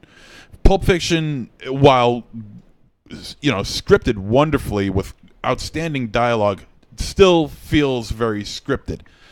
In comparison to what we have here. Well, I don't want to keep comparing the two because it's not fair. I don't either. It's just mentioned on the poster, and they're two nonlinear, dark, dingy stories. And in addition to their kind of on paper, just flourishes structurally, there are a lot of things that are part of the greater pop culture conversation right now because of Quentin Tarantino and Robert Rodriguez's influence. On the late '90s, early 2000s, and luchadors are one of those. Yeah. And I think it's one of all the, you can go all the way back to blaxploitation or the negative things of because Robert Rodriguez is really good at this. The kind of almost fetishization and at the same time of everymanness of the kind of Mexican culture elements, where he acknowledges the, El Goro said, the grandioseness of, he would acknowledge luchadors, but still made it a human being that lived in this world, So I think that's kind of why it comes, but I don't think, saying that there's only one Tarantino. So anything that you could ever compare, and he's so... It's like Kubrick, you know what I mean? You often hear Kubrickian flourishes or Tarantino flourishes, and certainly they're there, but there is no comparison to anything that either one of those filmmakers do because they're fucking aliens, and there's a weird kind of 11 that they can turn it to that no one can compare. There's a lot of backlash against Tarantino. I feel if you are on some of the film boards that maybe me and El Goro and Wolfie are on. Seemingly, but I don't know. I think that he's and I think one of the one thing you can attribute some of that backlash to is that at the time that he was making films and his particular aesthetic, even to today, it's a very heightened aesthetic. It's a very, as we mentioned, scripted. It's not quite reality. It is a cinematic reality. It's a heightened cinematic reality.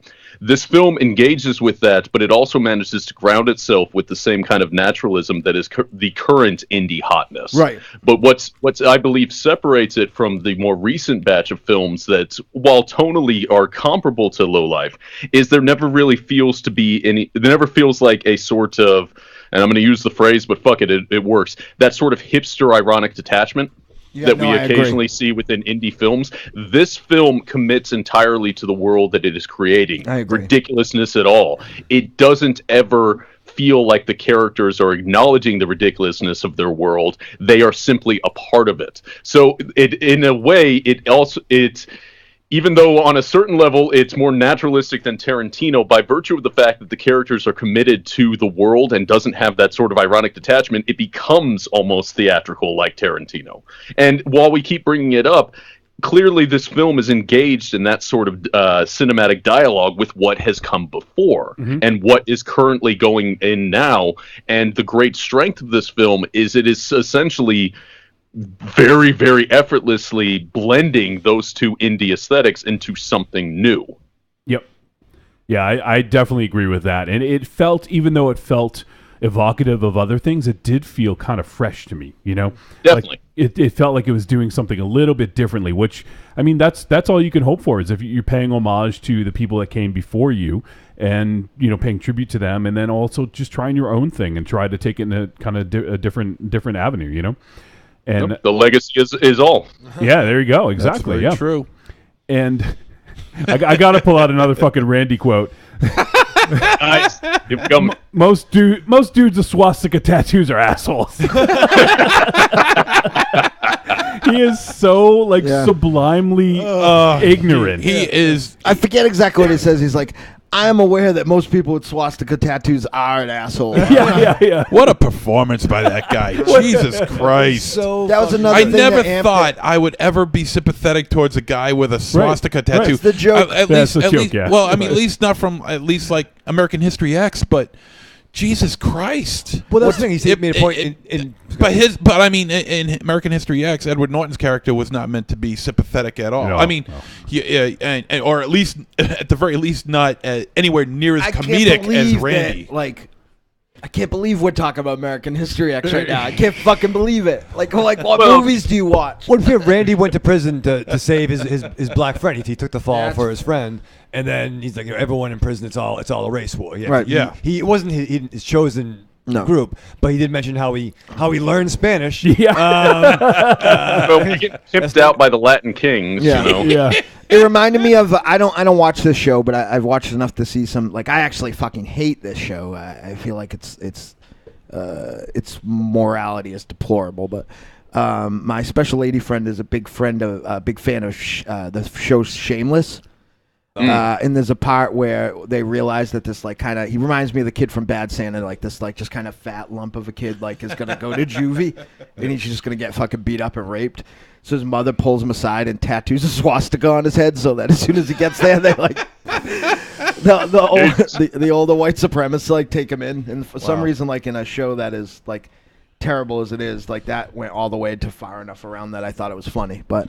It's just a don't watch that show. I don't believe what anybody says. It's just people that like it are just enjoying seeing, No. It's like fucking poor people chic, and as a poor people person, I find it offensive. But I think what's funny about this movie is that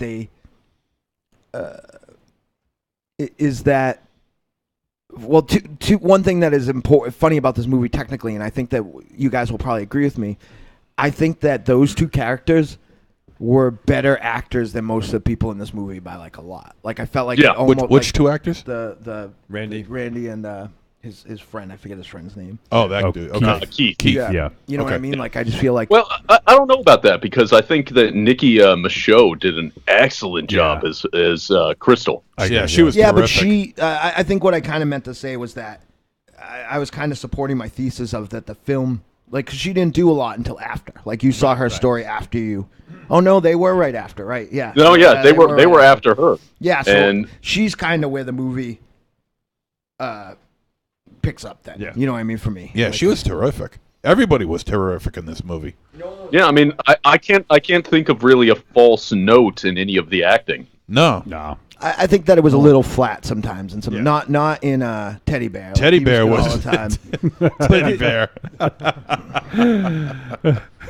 I also, speaking of Keith and Randy, I love that scene when Keith confronts Teddy Bear and he's got this plan to stand up to him. Oh yeah. Oh my god, it was fucking hilarious. You know what else is interesting about this movie is that no one else is really in it. If you think about it, the characters that you get. Right. There's the family from the beginning. Yep. And there's a couple of policemen that show up, but there's these main characters and then that one crooked policeman, I guess.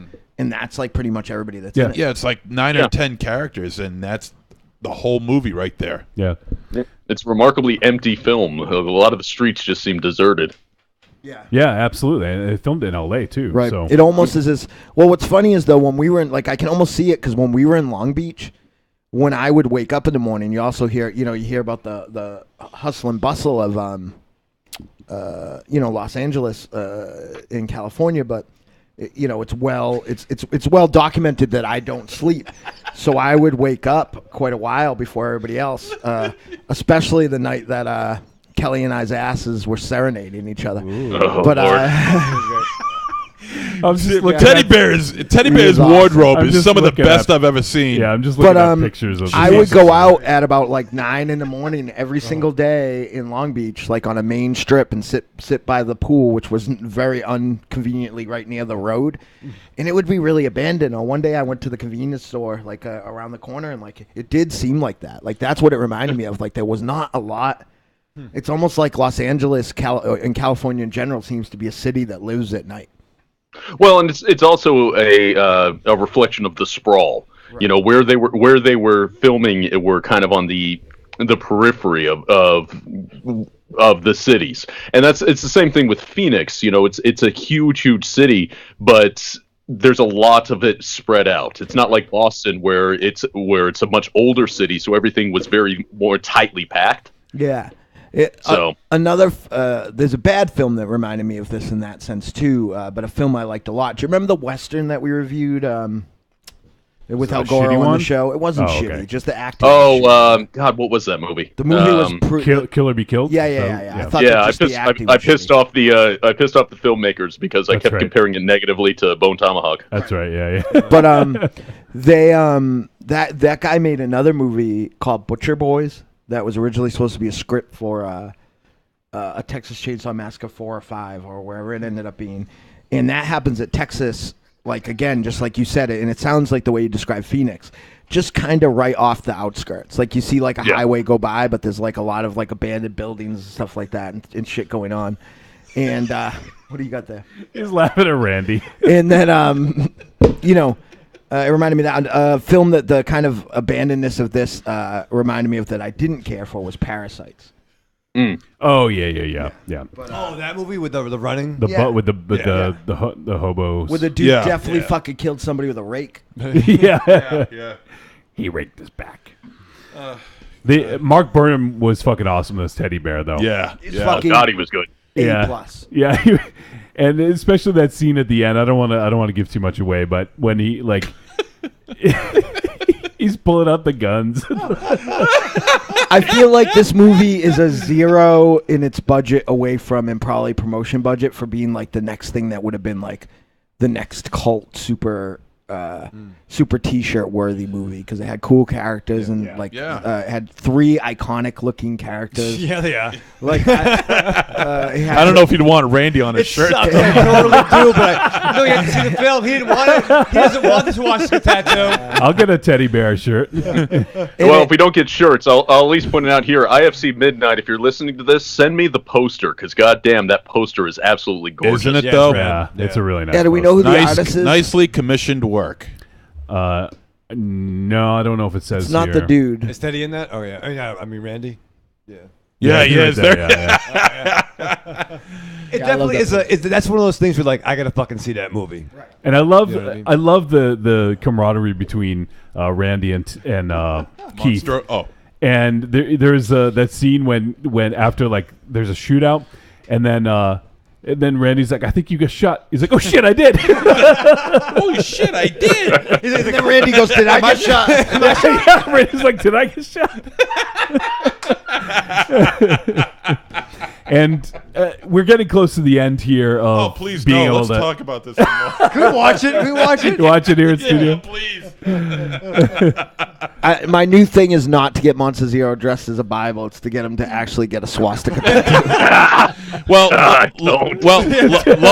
Lowlife. If you have anything left in the budget, then start making some Randy Halloween masks. Jesus Christ. Some like temporary tattoos. Yeah. You will get fucking killed. You will get punched. I don't think we have like the climate for that. Yeah, I bet you we could take. See, we'll do it. I don't think so. Here's what I'm going to do. I'm going to put the temporary tattoo on. I'm going to prove that the thesis of you guys are wrong. Don't worry. Me and Michael Raven Shadow. Yes. Are going to put that tattoo on Monster Zero. We're gonna bring him to a very nice area of this city called Great Brook Valley, and we're gonna just have him walk around and make friends. And I bet he'll do that. Oh, Jesus! We should just do that without. Can we get the video? Can we just do that without the tattoos? Let me just write my last will and testament now. I don't wear his like Miami Connection outfit, like the half shirt, right? The Long Beach. Keep in mind, El Goro, that the last time we were accidentally in El Goro in Great Brook Valley for anything, we wrote the opening for Blue Christmas because the area was actually on fire. Nice. Yeah. Come visit. Yeah, it was nice. It's like basically a local demilitarized zone. We'll send you. You're trying to get MC killed. No, I'm trying to have him make friends. I'm trying to show him that people are different. Man, if you could see a pussy through these things, you're sure as fuck going to see my face. That's a quote from the movie. They're putting out pantyhose. We haven't heard any. We haven't heard anything that Aries thinks yet. Yeah, he's not even laughing. We're all laughing, and he's not. It's like someone pissed in his cereal. He's trying to think how he can tape 2 bottles of whiskey to his hands. He's still pissed over the fucking raffle booth. Yeah, he's on a strike. He's not going to talk at all. There's beer in the fridge in the back. Oh, here he comes. No. Aries, what did you think of the movie? Well, that there lies the problem. It was such a short turnaround between the shows. I did not get to see the movie in its entirety. And Aries was working the raffle booth. Yes. Because Mars is a fucking slave driver. And as far as my grim demeanor today, it is the middle of the afternoon, and I am going to run power equipment when I leave here, so I am drinking. alcohol free. That sucks. First of all, Wolfie, you're breaking. I want people to think I'm nice, not Vince McMahon, regardless of what the truth may be. And you got that right, pal. Yeah, pal. That's funny too. I'll owe you a favor. Pal. I think that Aries is mad about not being able to see it. He's mad about the booth. He's mad that it didn't snow the other day. He's like fucking. He's mad that you thought that episode that he was. 2018 is just not your year, is it? No. Quiet about that. That was the talk of the downstairs.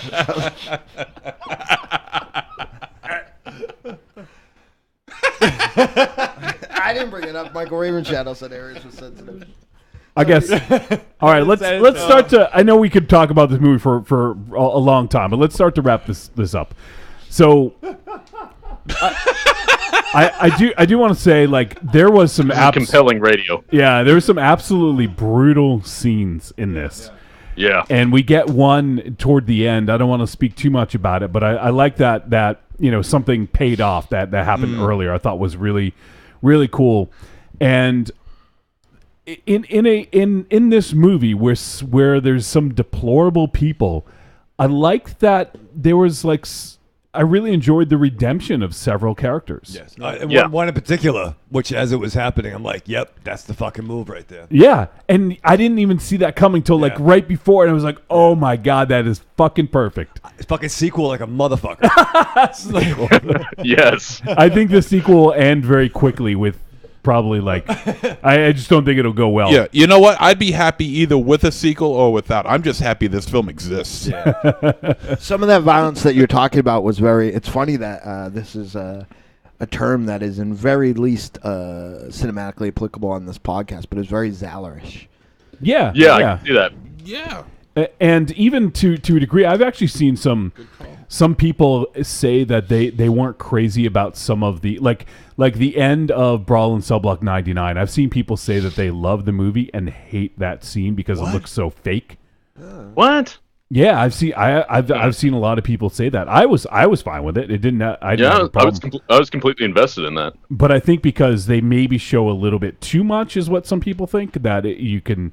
That it doesn't look the greatest. Mm-hmm. I don't know. Maybe. I mean, clearly you can tell when he was whipping out the rubber. Oh yeah, there you go. Say it again, slow, Goro. But to me, it still works, and it's a that sort of aesthetic is. I don't know. I can always appreciate the craftsmanship to it, so maybe I'm just inclined to enjoy that aesthetic. Yeah, I agree. I just think it was filmed very, very smartly in this. Because you didn't really get to see the magic trick, so to speak. Like, you see what's going on, but you don't see the hand waving. And, I think it did a really good job of kind of masking it and showing it in the best possible way. I will say there was one effect sequence that didn't work for me, or at least it caught my attention that they didn't do a proper follow-up on it. Yep. Insofar that we saw a sequence where we saw exit wounds, but we didn't actually see blood later on when they cut back to that character. Yep, I gotcha. Yeah. So you know what I mean? Yep. Yeah, I could see that. I didn't necessarily think of it, but yeah, I mean, absolutely, there probably should have been a little bit. If you're, attention to detail, but if that's our only gripe about the special effects, that's a pretty insignificant one in the grand scheme of things. Yeah, exactly. So, anyone else have anything to add before we head to a verdict? Yeah. Go for it, I want to add something that we haven't talked about, and that's the score. Oh yeah, I thought the score in this film was fantastic. It was set just the right mood in just the right parts, like gritty, and it had that rippling sound. Well, like a rippling sound in the soundtrack, and and that soundscape when they were descending into the basement in the finale. I mean, it was like they were walking into hell. Yeah, exactly. And it was they were superb, absolutely superb.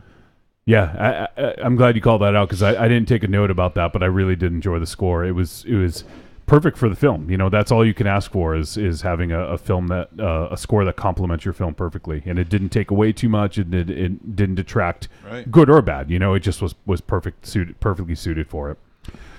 All right, well, let's head to the verdict on this one then. Trick or Treat Radio is a phantasmagorical spectacle straight from the heart of pop culture. Navigated by it's still early, folks. It is Sunday. I played the wrong thing. I got to change the name on that. It is the same name. Yeah. All right, here we go. Trick or treat, baby. I wonder if people would say you're a trick or a treat. Trick or treat, motherfucker. All right, verdict time. We're going to let you know whether Lowlife was a trick or a treat and any final thoughts we may have. Let's start with our guest, El Goro. I absolutely loved this movie. As I mentioned, the fact that they were able to effortlessly manage and juggle those rather disparate tonal shifts while still making a narrative that was incredibly compelling from beginning to end and had some truly memorable characters and dialogue and just top to bottom. As I mentioned after I finished watching this, if I had seen this last year when it was making the festival rounds, it would have made one of my favorite films of the year. As is, it's one of my favorite films of this year, and I don't see many others unseating it. So, absolute treat for me. All right, let's go to Raven Shadow. Yeah, I mean, there was parts that I kind of floundered for me a little bit. I don't know if flounder is the right word, but just I wasn't sure of my interest, but that definitely quickly wrapped up. I still like the characters and like the world, but I don't know, something was a little bit off. But really, by the time the other characters in the thug segment, I was really you fucking love Randy. I fucking love Randy like a motherfucker. And I'm a huge mark for like triple threat teams coming together, like not since like Train to Busan.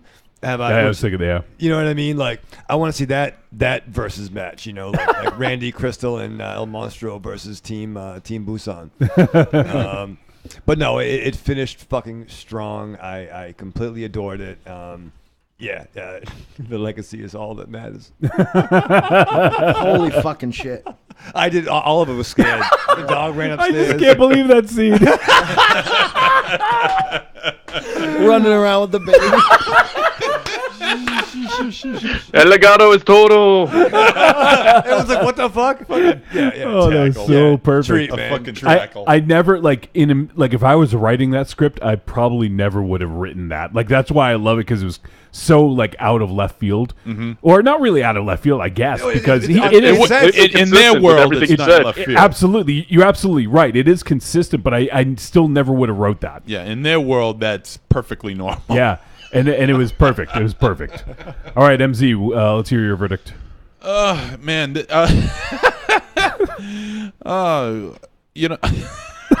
the fuck? This is since we've been doing this show, I got to tell you, this is probably one of the best, if not the best, debut features that we've ever reviewed. This was an absolute blast. I had so much fun watching this, and it's funny, and it's serious and kitschy and bad at times, and great gunplay, nice violence throughout. Great character build up, and Randy. So Ray shampoo. So it's gonna be a hard. It's going to have to be a pretty fucking solid year for Lowlife to get out of my top 13, because now it's firmly sitting in there somewhere. So this is a high treat. All right, Marsman. Loved it. Treat. All right, for me, definitely a treat. I really fucking love this movie, and I'm with you guys. This is gonna be tough to get. It's got to be a really great year for this not to end up in probably top 5 at this point. Yeah. I can't wait to. This is. I want to champion this movie. I want to do screenings. I want people to fucking. Trust me, this is going to be one that I'm going to be spreading around like a motherfucker, and I really hope it ends up with a physical release. I don't see anything on the upcoming via Amazon, which has me a little bit concerned. IFC usually does physical releases. If this hits just Blu-ray, man, I am all over it. But I remember one. I can't remember. I was actually thinking this very thing today, Goro, and I looked on Amazon, and I got worried. But then I was trying to think there was another IFC release that took so fucking long to come out that I stumbled upon it like I'd almost forgot about it. Like I can't remember what it is, but just some. I think they take a long fucking time for whatever reason, because I think that they have a lot of digital. I think that this will pop up on like a Prime or a Netflix before it will hit live. Yeah. Well, we'll see. After I watched this, I actually had a very clear. Typically, I maybe write some thoughts down, but I had a very clear sort of way of how I wanted to describe this to people. So I jotted that down, and it just all came together. So the premise of this film is just so insane, but all of the actions of the characters make complete sense within that insanity. Yes. And it does a fantastic job of world building, and it's a perfectly delivered non-linear story with sharp, fun dialogue. Mm-hmm. Each aspect of this story introduces new characters that are equally as interesting as the previous ones, and they all collide in a sublimely ridiculous climax that is incredibly satisfying. The thing is that we didn't even really talk about the plot. We just talked about the things that are surrounding the plot. Yeah, I mean, I don't want to give too much away and take that away from you. True, but I mean, it's just... Honestly, I think that's the best way for me to summarize this, is to say it's sublimely ridiculous. That works. Yeah. But also very heartwarming. Yeah, exactly. How would you ever think that this movie would fucking be heartwarming at the beginning? Or when you meet fucking Randy. Right? The fucking swastika tattoo. Who is the most... Who has the biggest heart out of all of them in this movie? What the fuck? He really does. What the fuck? God. The closest we have to a good human being in the movie has a swastika tattooed on his face. And a big swastika tattoo on his face. And you can't explain that. You know what I mean? If that was... If I you just have to see the movie. Yeah. If I had the action figure on my desk at work, I'm like, no, he's cool. No, you can't. You're going to see the film. No, you just grab one of your random action figures and just paint a fucking swastika on his face. Oh my god! Just say it's a Frank Miller character. You'll be all right. Oh my god! What a fucking movie! Jesus So that is going to do it for our review of Lowlife, guys. I mean, if you're not convinced from hearing us talk about it, you got to see this fucking movie. You gotta. Worth your time and effort to hunt this down. I really hope people like it as much as we did, because this was a ton of fun. So, we're the only ones. Yeah, right. You guys got to seek this one out and let us know what you think. This is one of those ones I would love to hear, even if you hear this episode months from now. Let us know what you think. I want to hear what other people think of Lowlife. So, Randy, seriously, IFC, send me that goddamn poster. maybe I'll see if we can get that hooked get up. a press packet of it. Yeah, exactly. Yes. So, all right, well, that's going to do it for Lowlife. Check it out, guys. And it's going to be available on VOD on April 6th. So give it a look. And Goro, we're going to be doing a movie next week that I believe you've already seen, The Terrorizer. Yeah, I saw that in the theater. Where what's it? Dread Central. Yes. Has been doing it. Yep. Yeah, Dread Central's been doing some theatrical screenings, so I went to the movie theater and saw that. I think it's just Terrorizer. Actually, I don't think it's the Terrorizer. Yeah, just Terrorizer. Yep. So we're gonna check out Terrorizer next. That's the clown movie. Yeah. Yeah. Good. Why is I've this been fucking hearing. happy? I've been I hearing can't about wait. this one. I feel, oh man, I get so happy when I feel like, because what happens is I get fucking this high, and then like it'll be like, and like he'll like what Wolfie will be actually be saying is like the name of the movie, but like I'll pull up the poster and like look at it, and like what it will like say to me is like what we say, and next week we will be Monaco. I'll be like, oh, I want to watch more fun. Well, we watched Lowlife again. Yeah, I'm watching the last like before they take it away. Yeah. So, all right. So that's gonna do it. We're gonna take a quick break, and I guess what we'll do is MZ had an idea when you guys were all downstairs, I think earlier. What was it? Our first horror books? Is that what you said? Yeah. What was our first horror novel that we? Yeah. So we'll talk a little bit about that. We obviously don't have any feedback because we're recording way early in the week. So we don't have any to discuss, but we'll just shoot the shit a little bit with Goro, and then we'll talk about some horror novels, and I don't know, maybe we'll just talk about this movie some more. Who knows? I'd like to kind of talk about the comp just a little bit. I know only me and you have heard it. Yes, we'll talk about that, and we'll talk about Darkness for Light as well. So we'll be back in how long, MZ? 2 and 2. The following message is a paid advertisement for the Cult of Muscle podcast. The Cult of Muscle. You're either in it or you're dead. It's the dawning of a new age. The halls of Valhalla have been shuttered. The heroes of yore have either retreated to the shadows or taken to capering for the amusement of the small folk. Their past glories a distant memory. The barbells have been torn from their once puma-strong grips. The beards shorn from their square jaws, only to be transplanted onto flannel-clad, puny weaklings with fingers barely powerful enough to strum a ukulele. The time has come, my brothers, to restore order from the chaos. No longer will our heroes be forgotten. No longer will their great deeds be viewed through a foggy lens of irony. Hear now our rallying cry as we scream it from the mountaintops, as we bellow it from iTunes and Libsyn and Facebook. It's time to join the cult, my brothers. So don your cloaks and enter the Cult of Muscle.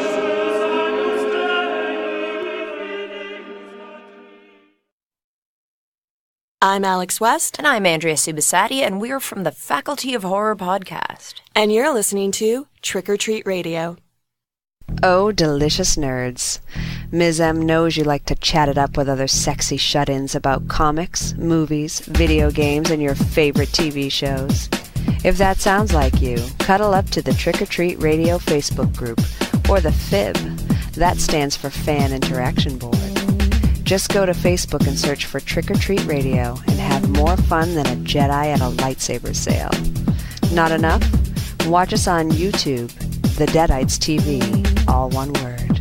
Last but not least, check out the world's most dangerous talk radio show, Trick or Treat Radio, at trickortreatradio.com.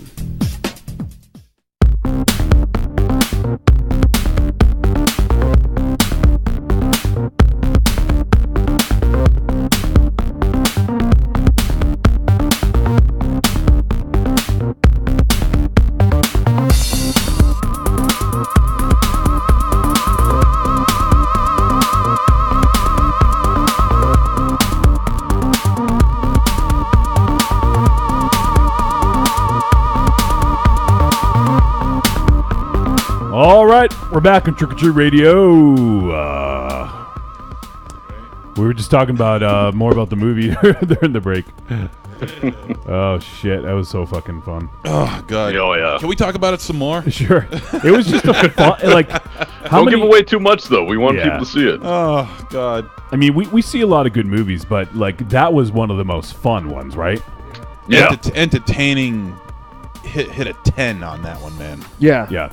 That's one that I'd like to see in a group setting, like have everyone hang out. And I wasn't expecting that kind of a movie, first 5 minutes in. I was expecting something a little bit more serious. Gritty. Gritty and serious. I was not expecting this. And the funny thing is, it says comedy, but it's their actions were like legit, I could see it was almost like the absurdity of how these people reacted. It's not like it was like they were like making jokes. It's just the absurdity of it is what was so funny. It was all characteristic, especially Randy, who was a cartoon character of what we would perceive him to be. He just heightened that attitude that he carried with him in the film, and to a point where it's just so fucking comedic.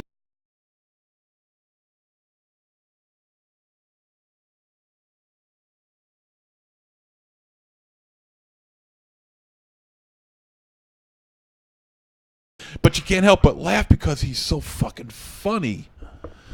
Ah, Christ! I want to watch this again. Oh yeah. Fuck you guys. I'm gonna own this movie one day. Yeah. Oh, this will definitely be on my shelf. I agree. Without question.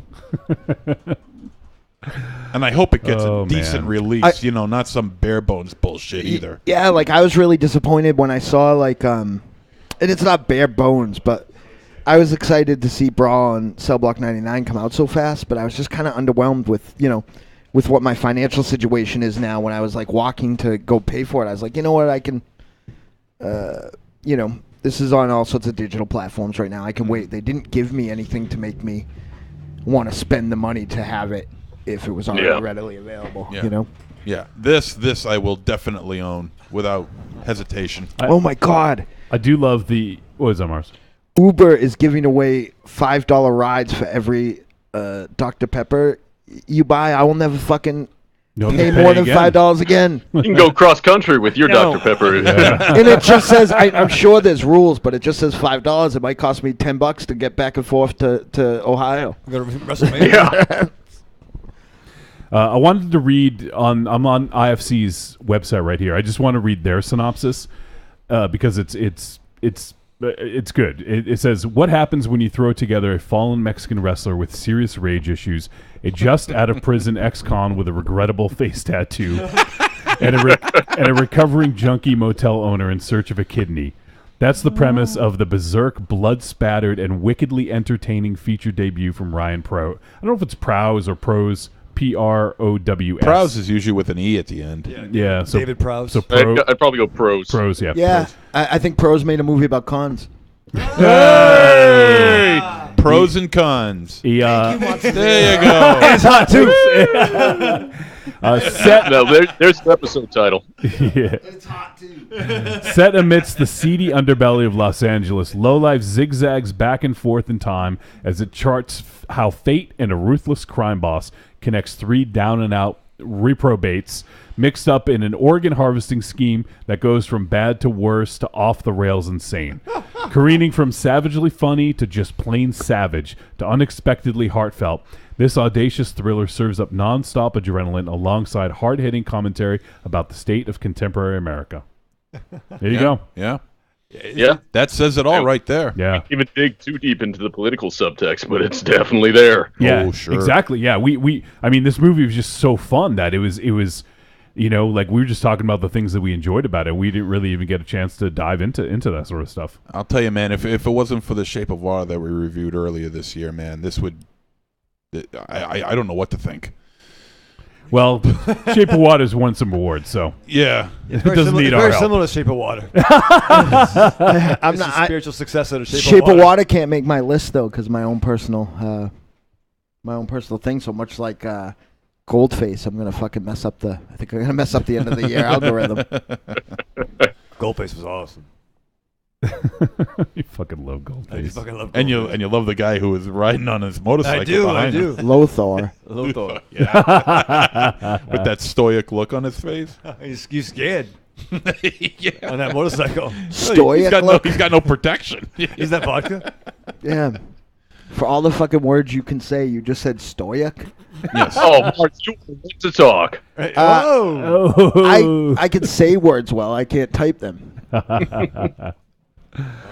Hey, what's it called? What's it called when it's an animal that's kind of like a person? Animomorphic. Well, what's it called when you rap? You're a what? What do you call? That's a bad episode. That's spelling. What do you call somebody who works at a library? Huh? A 10. And Jason Voorhees. A 2 double D. And what's that buttery snack you eat at the theater? Popcorn. Popcorn? Popcorn. With a U? No, it's not popcorn. It's popcorn. That's New England, sir. Oh man, I popcorn. Last time I was at the theater, I forgot to get the fucking Biodome too. I was pissed. How could you fucking forget? I don't know. I was in a rush. I can't even remember what I saw. What'd you have that took place of the wait? Like you had to. It's a big thing. I think I just got another like a regular sized person popcorn, which sucks because I ate it all and I wanted more and I didn't get it. I just didn't. You could tell how fucking fucked up and fat I am. I remember exactly what I got, how I felt, and how disappointed I was. Can't tell you what I fucking saw. like I have no recollection of what movie it was or when it was. All right, so let's. I don't know. I guess we'll discuss some book stuff. So I still want to talk about Lowlife some more. So MZ, you posed the question. Why don't you say the question and then you can answer first? Okay. Well, the question that I brought up was, what was the first horror novel you ever read? And yours was? And mine was Carrie. Stephen King's Carrie. Okay. I remember this distinctly. I picked the book up at a yard sale. So you bought it yourself, or did your parents? Yeah, it was like 25 cents. So my parents bought it for me. Okay. Because I was too young to have money. I was 14. Oh, I was gonna say. I thought this was another story that the first time you did it, you were like 32 or something. No, that's sex. And driving. And moving out of your house. That was a weird weekend. Hey, now you're giving me way too much credit. Ixnay on the drive nay. You're giving me way too much credit. The first book I ever read was Carrie, and I remember picking it up at a yard sale, and what stood out was this was the post movie release of the book, and in the book, much to my surprise, I was around 9 at the time when I got this. Was the full color pictures in the center of the book. And it would and it was the goriest parts, Carrie's drenched in the pig's blood and everything like that. Yeah. And very, very red and very, very vibrant colors, and when I think back on it now, all I can remember is the look on Carrie's face and the blood just every single one of these pages just had blood on it. And it just totally, at the same time, freaked me out and had me highly, highly intrigued. So I definitely picked up the book. I read it and fucking loved it. I'm like, shit, King is the man. I mean, look what he created here. It's interesting. I'm wondering if, because yours was Stephen King. I wonder if there's going to be a through line here with all of us. But for me, I don't know. I honestly don't remember which one I read first. I'm going to go with the one that left the biggest impact on me, and I think it was the first one I read. Would have been Salem's Lot by Stephen King, and I just remember being scared. It not much scares me. Like, if you guys have listened to the show, like, movies just don't scare me really anymore. But I remember there was a scene where the vampire is outside the window. Oh, yeah. And that scared the fuck out of me. Like, whenever I'd hear like the wind or like a branch hitting the fucking window, I would just fucking, I was done. I was probably under the covers at that point. But yeah, that was the one. It's probably one of the only books too that really scared me. So Salem's Lot from Stephen King was the one for me. Anyone else want to go next? Goro, do you have one in mind? Yeah, I mean. The earliest ones I can remember were the ones that were age appropriate. So it's stuff like Alvin Schwartz's Scary Stories to Tell in the Dark or R.L. Stein's Goosebump books. But in terms of stuff that you would expect to see in like Paperbacks from Hell, I remember there was a book that I probably picked up when I was about 10 at a used bookstore called Wolf File by Jack Woods, which was a werewolf story. And I'm a super big fan of werewolves, so it it certainly was directly within my wheelhouse. And much to my delight, it had one of those great covers with the embossed raising and everything in it, and it had a couple of very explicit sex scenes, which was awesome for a 10-year-old. It was a fun little book.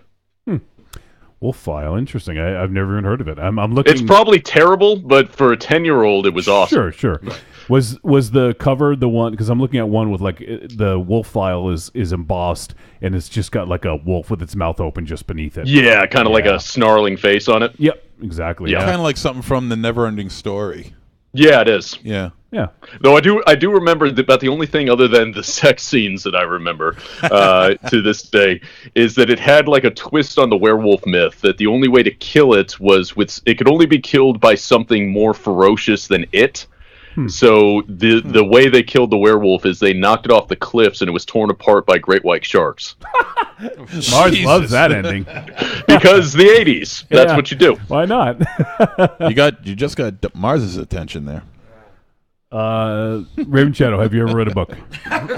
What's a book? Yeah, it's like it's all subtitles, man. I can't read this. It's all subtitles. No pictures. So in terms of like novel, I mean, not a comic book. No, well, there's book in the title. No, I remember getting a lot of. It was one. I don't know if this was a title or something about killer crabs. They were like crabs that were descending upon the town. They were like giant. Yes. Crabs. Right. You know what I'm talking about, Goro? Yeah. That's actually in Grady Hendrix's book, but I know the book. All right. Yeah. See if I can find it. It was something like that. I seem to remember having. And then our library did have a lot of Stephen King, so I think I might have jumped on Thinner at the time. Oh, okay. Which probably a weird one. I didn't finish it, but I saw the movie. You are the embodiment of Thinner now. Listen, no gypsy curse needed. Just good genes or bad genes, whatever. Depending, I don't know. Some days are better Skinny than jeans. That's funny. So those. All right. Aries. I don't remember exactly which book, but I'm in the same line as you with the Stephen King. Yep. My grandfather had a few different of the hardcover books, and he didn't want me reading them, so I actually had to peel off the dust jacket of like a Tom Clancy type book or something, and put that on it so I could sit and read, and he wouldn't, he'd just look over, he's reading a Tom Clancy book or something like that and leave me alone. But, a few of the different Stephen Kings I remember from when I was younger. Very good. Nice, okay. Marsman, do you remember your first? Wolfie, I just sent you a picture of the crabs, so you can send it to Raven. Nice. Not those crabs. Oh, yeah. Crabs. I think you so. See that, Raven Shadow? The human sacrifice. Here, let me put it up on the feed here. Bad crabs. Mars, are you looking something up now? I got distracted looking for the crabs because I found this other. This isn't the. I've been looking for this fucking book like forever. What it was called.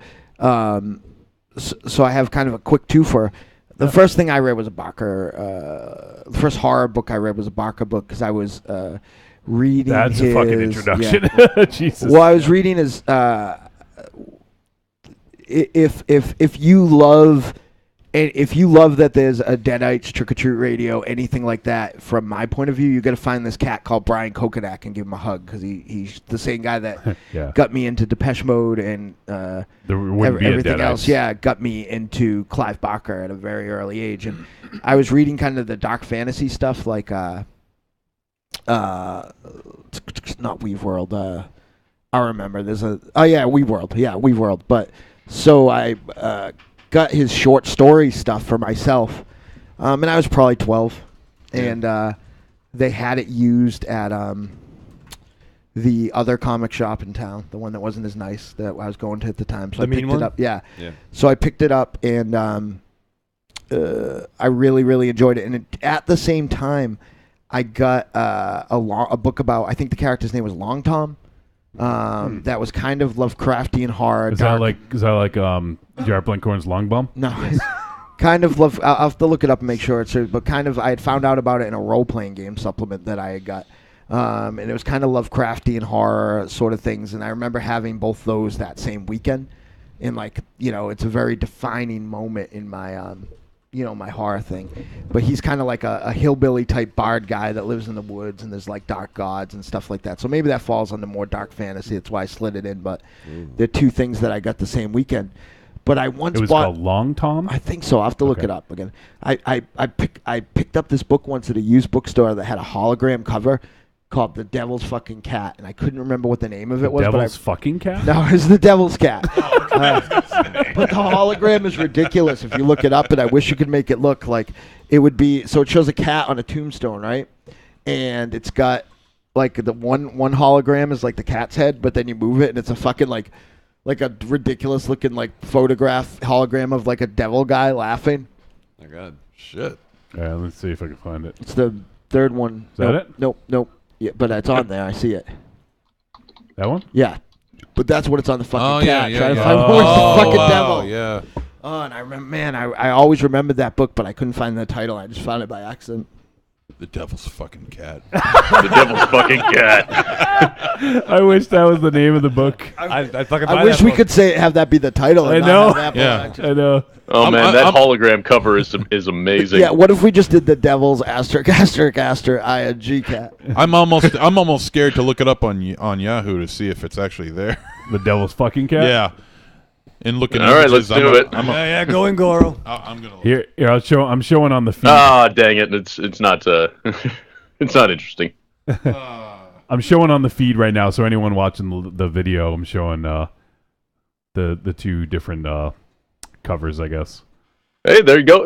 And Mars, it's actually in a blog entry for Too Much Horror Fiction. Nice. Oh, nice. Which, by the way, if anybody's ever read Paperbacks from Hell or were fascinated by the topic, you should check out the blog, toomuchhorrorfiction.blogspot.com, because it's just a treasure trove of bad covers. Yeah, I'm gonna check it out now. I didn't even, I haven't even looked at it before, so I was looking at it when we were talking to Grady. It looks pretty awesome. Yep.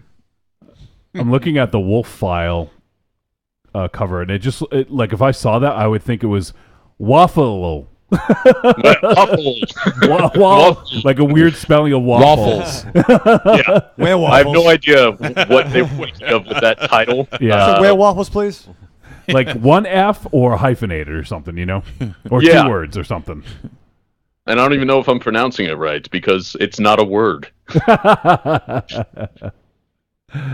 Did we get everyone? I think we got everyone. Yes.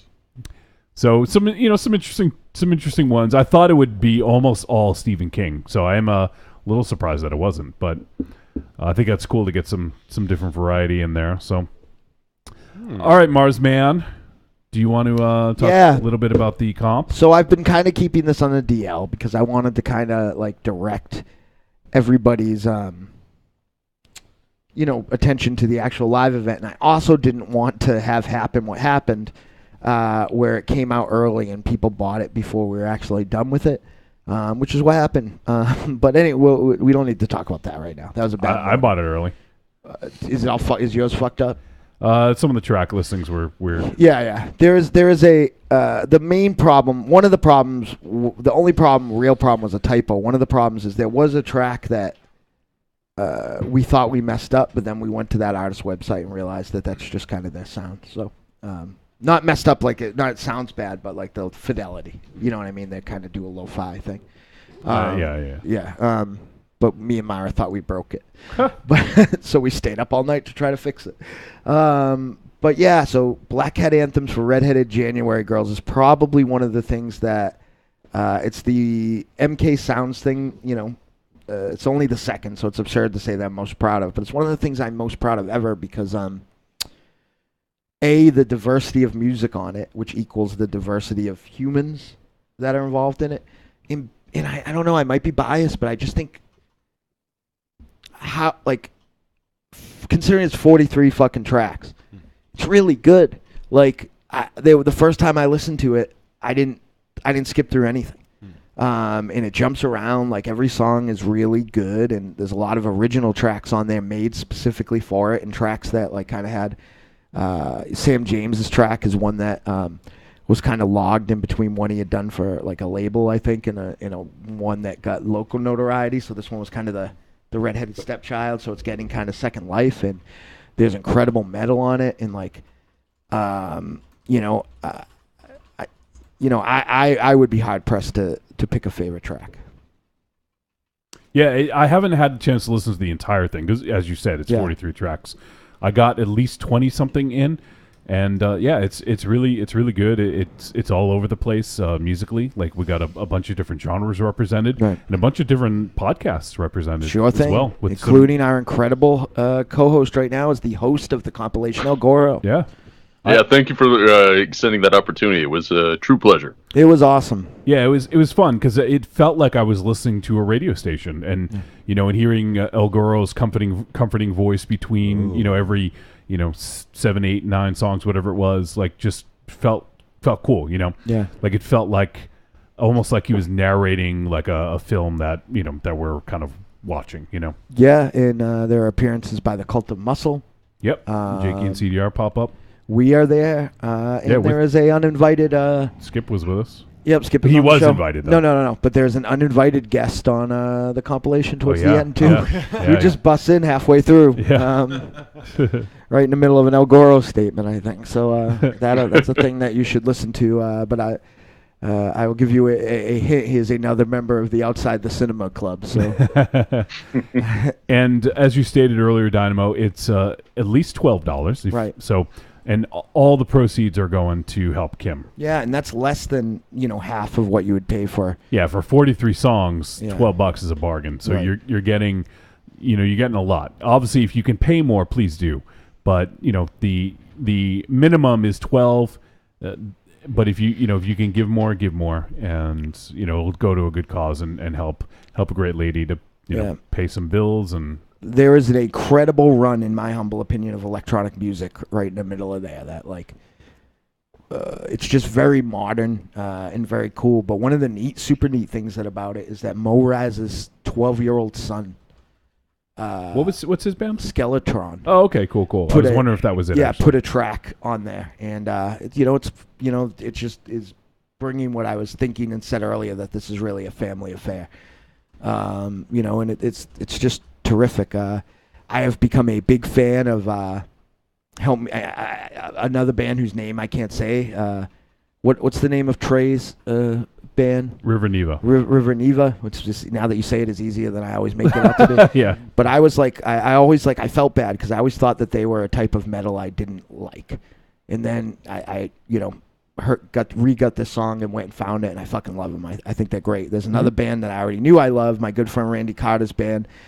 Swarm of Eyes, just showing that while Worcester was kind of where metal went to die for a while in the early 90s with bands like Tree and stuff like that. It's definitely alive and well in this area right now with some fucking phenomenal metal bands.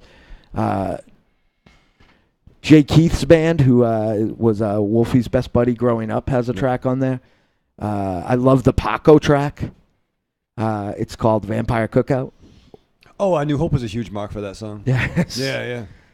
So it's It looks like and is this? I just want to make sure. Is this right, Dynamo? That it's dofordynamo.bandcamp.com? Yeah, that's kind of our we didn't know that at the time, but once we made that URL, it's our URL forever. We would have had it be like a. Because you can set it up and just make it yourself, or you can make it, so it's gonna be the first thing. We would have thought I would have just had it be MK Sounds.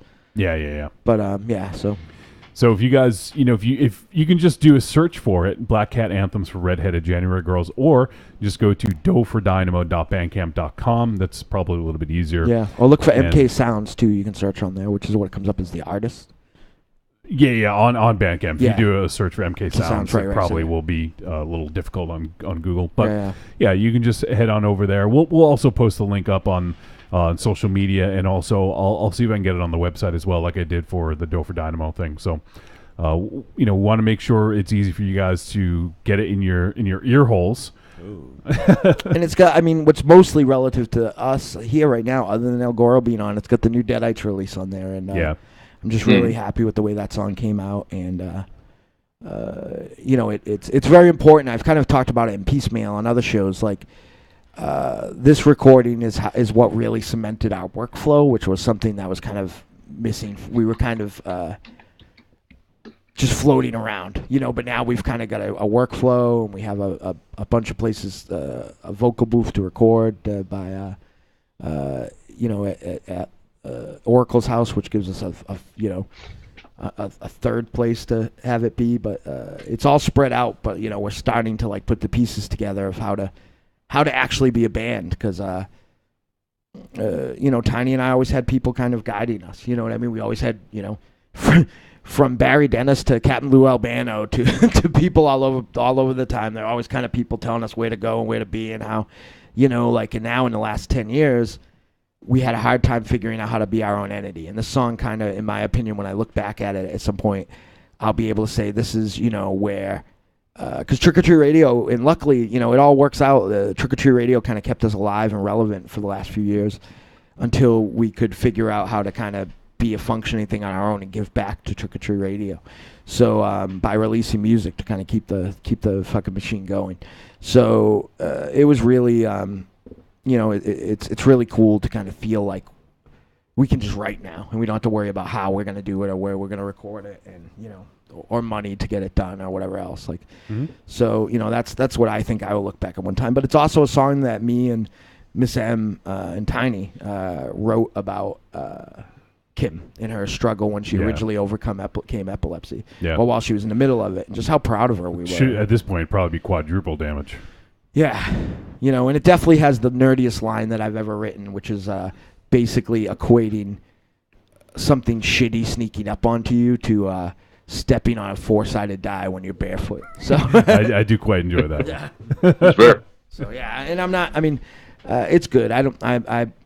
I wish that I sounded like a robot, like I had planned, but I wanted to sound like Night Call by Kavinsky. Well, and it definitely has one of the best beats that I've ever heard Tiny write. I mean, I remember when you use it in the when you used to use it in the intro between the segments, and all of a sudden they came in this very chiptune sounding thing that you played earlier in this episode. Yep. That's just such this driving build to it, and I needed to know what that song was, and it was Double Damage. Yeah. I love what you guys did with that. That's just phenomenal. Awesome, man. I'm glad you dig it. And yeah, that one went over really well at the show. Obviously, like I said, we're recording this early, so this is the day after the Darkness for Light show. So that's why if we keep referencing last night, But whereas when you hear this, it'll be a week later. We we kind of debuted it, had a listening party at the club, which I didn't actually, I had suggested, but I don't think I realized that it was actually going on. That's how busy it is. This is even though it was hard for me to do because there was a lot of stuff, I think I need a partner. But this was kind of the first show that I've produced in a long time. Like I kind of was, telling people where some people were harder to manage than others because they'd fucking disappear. Like Aries. Yeah. Jesus Christ. No. At one point, everybody's waiting to do something. And, poor Skip politely is like, I don't know where Michael Ravenshadow is. He's been gone for a long time. So, he's outside fucking holding court while the show is being all fucking held up. Fuck Ravenshadow. Well, no, I thought we had a longer window because also, too, Skip had a different script than I had. I only had, page 1.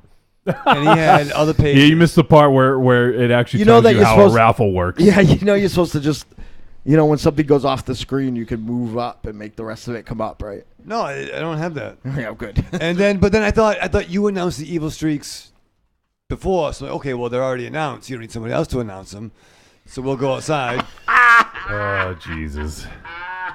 Huh. Oh, that's not funny, and you're gonna remind him of something I said. So please don't do that. Don't show that to Wolfie. Show it to me. No. Let me see. Hold on, I gotta get back. Right. You gotta angle it the right way too. Yeah. Jesus. I said something last night that as soon as I said it, I regretted. I don't get it. So. Jesus. What is it? Herman the Hermit. No. If it's what I'm thinking of, I already remember it. I'm just waiting for my opportunity to talk about it. No. What are you showing? Oh shit. Nothing. It's a cat video. Yeah. Show it to him. Yeah. Pussy. Jesus. Oh. He doesn't like that. That's mean. Yeah. That's really mean. Jeez. I'll buy you a drink. Compelling radio, guys. It's not like hey, his nose ain't that big. Yeah. There's a lot of people in the room, Goro. It's true. There's hundreds of people in the room. There's millions of people in this room. Millions of people in the room. Yeah, but I don't. I mean, I still don't really know what to say about the night. Like, I'm just. I think I could have produced it better, and I'm not a very good singer. So those are my two complaints overall in the night. But I think that everything else I think went off perfectly, except for Teddy and I still have to kind of get to base of what is an appropriate time of a band full of 40 or 50-year-olds to play.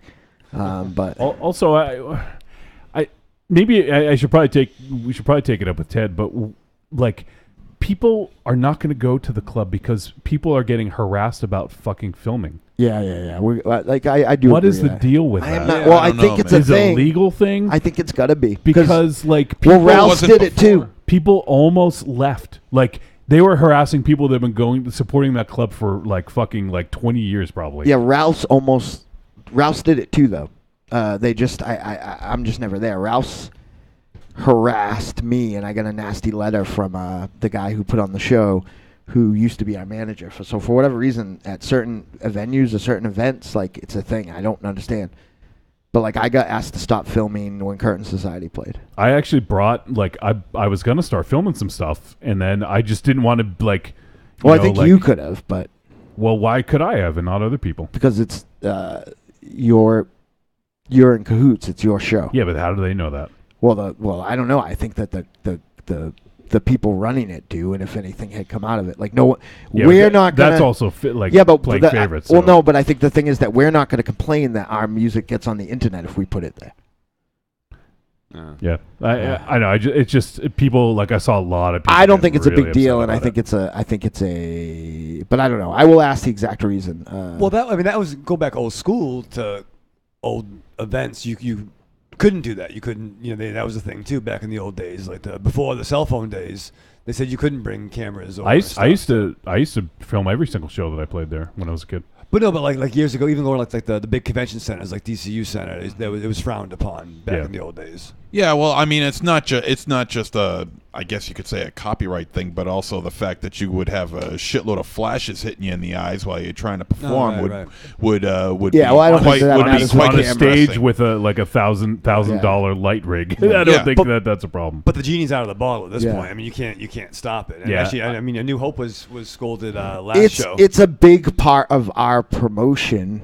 It's something that I've struggled with on both sides. I think that there are probably people who saw clips of us from causing trouble at the Palladium, and that's why we're their favorite band. You know what I mean? That's why they soaked us out. But there's probably people who might have saw somebody standing too close to the stage with a cell phone, and it sounded crappy, and they thought we were garbage.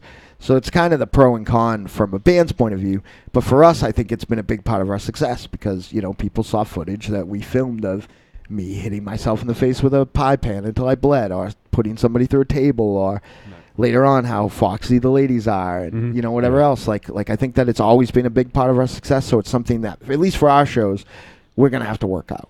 Because I do think that I wanted the show, and I didn't have any. Please don't think that there's an implication that I was in cahoots of not having there be filming, because it's the way it is.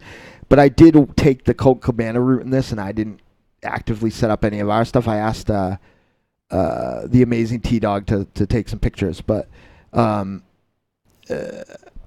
wanted it to be for the people that were there, because I knew, I didn't know to the extreme of how incredible of a night it would be, but I knew that you wouldn't be able to really replicate what would be cool about it and the emotion.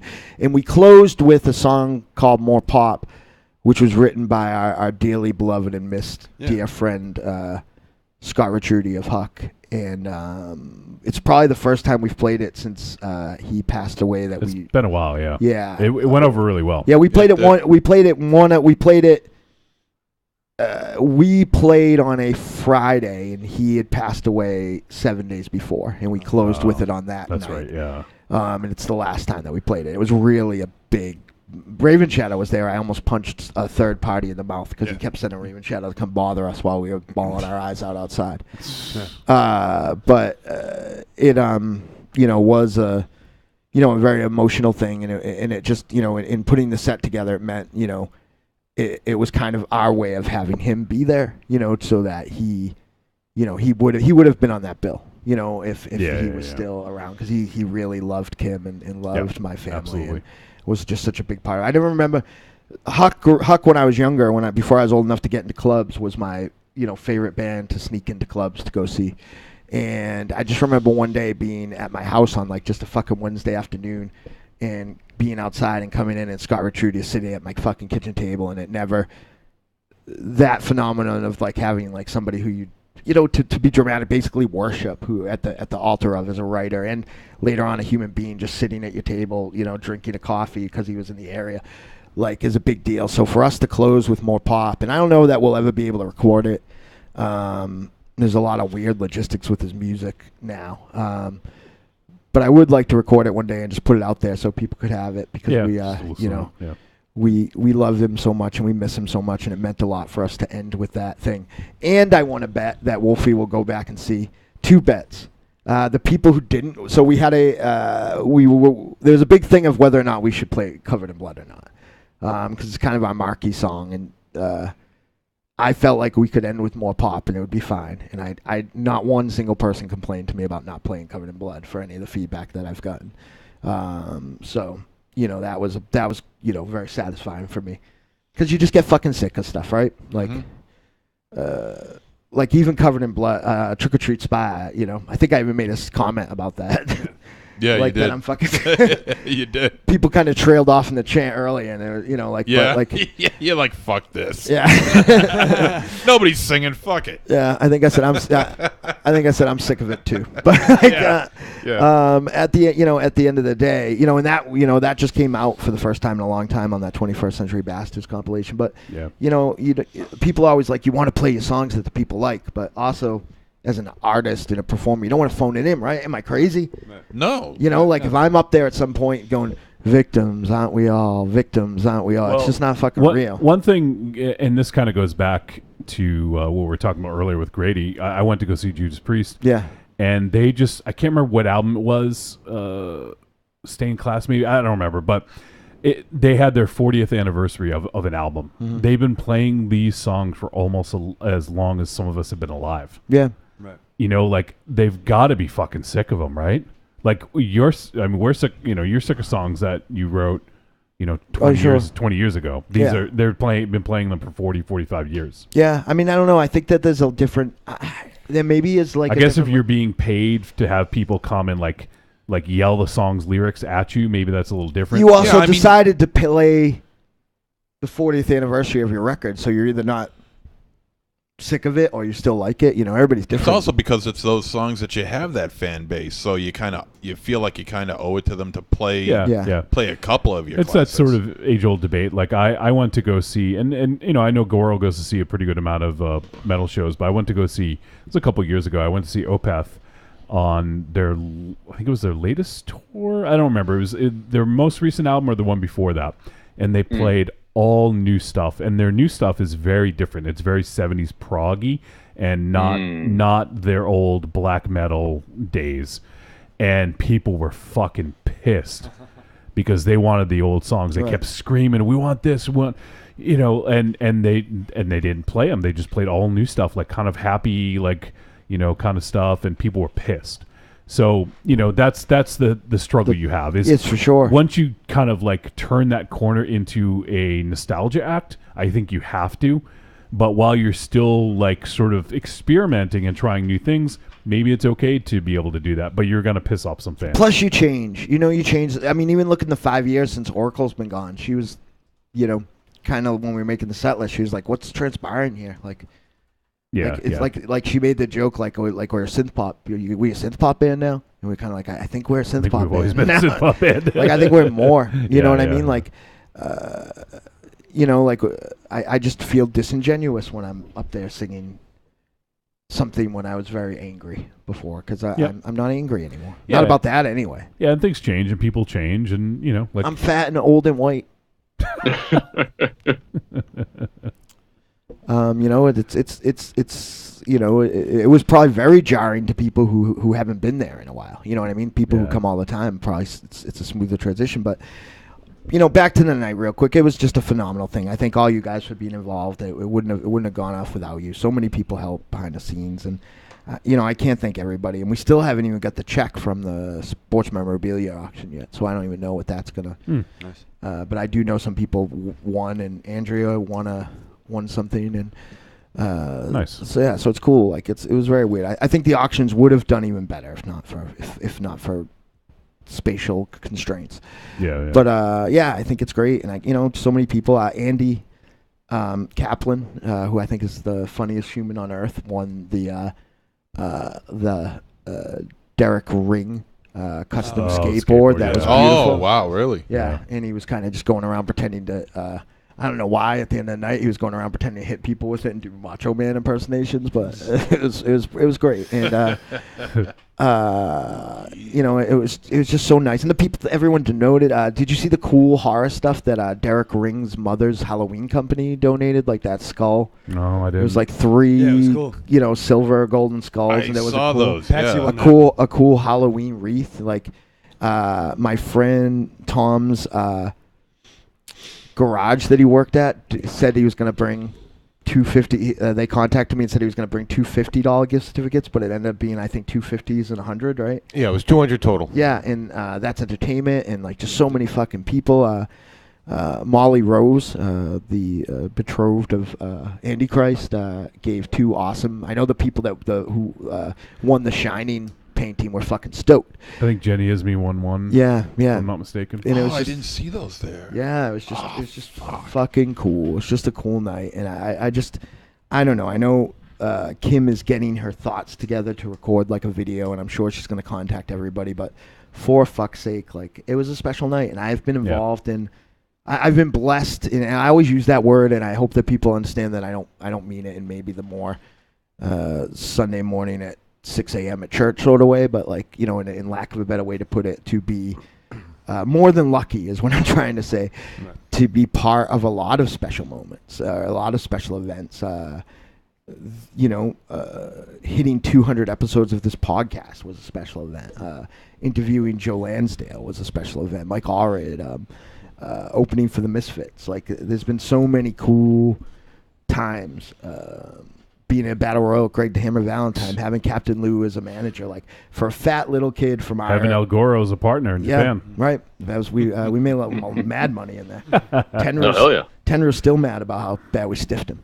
But Guido's pissed. You guys didn't work pissed. for him. You know what's funny? I realized through watching the other day, I pretty much wrestled exactly like Guido does. You pretty much do. Yeah, that was all my thing. You steal Ric Flair's shtick. Yeah, I was just fucking hit people in the nuts. It was all Jerry Lawler and Ric Flair. Like that was all I did.